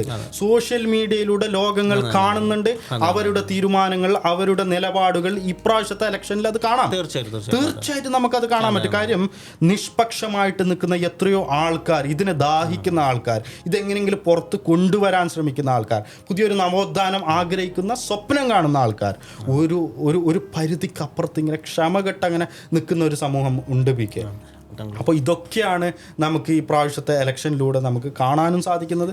അതുകൊണ്ട് തന്നെ നല്ലൊരു മാറ്റം ഉണ്ടാവട്ടെ. അതുകൊണ്ട് അതേപോലെ തന്നെ എല്ലാവരും നമ്മുടെ മനസ്സിൽ ചാലിച്ചുകൊണ്ടുള്ള ഓരോ വോട്ടും നമ്മുടെ നാടിൻ്റെ പുരോഗതിക്ക്, അതായത് നമ്മുടെ നാടിൻ്റെ ഉന്നമനത്തിന്, നാടിൻ്റെ വികസനത്തിന് വേണ്ടി വളരെ ആത്മാർത്ഥമായി സത്യസന്ധമായിട്ട് ഓരോ വോട്ടും നമ്മുടെ ജനകീയ വികസന മുന്നണിക്ക് നൽകിയും കൊണ്ട് പുതിയൊരു നാടിന്, നല്ലൊരു ദേലമ്പാടി പഞ്ചായത്ത് സ്വപ്നം കാണുന്ന നമ്മൾക്ക് ഒന്നിച്ച് കോർത്തിണക്കിയും കൊണ്ട് പുതിയൊരു നാളെ നമുക്ക് സ്വപ്നം കാണാം. അത് ഉണ്ടാക്കിയെടുക്കേണ്ട ആദ്യത്തെ പടി എന്നോണമാണ് നമുക്ക് ജനകീയ വികസന മുന്നണിയെ ഇപ്രാവശ്യം ദേലമ്പാടിയിലേക്ക് കൊണ്ടുവരാം. നമുക്ക് പ്രത്യാശിക്കാം.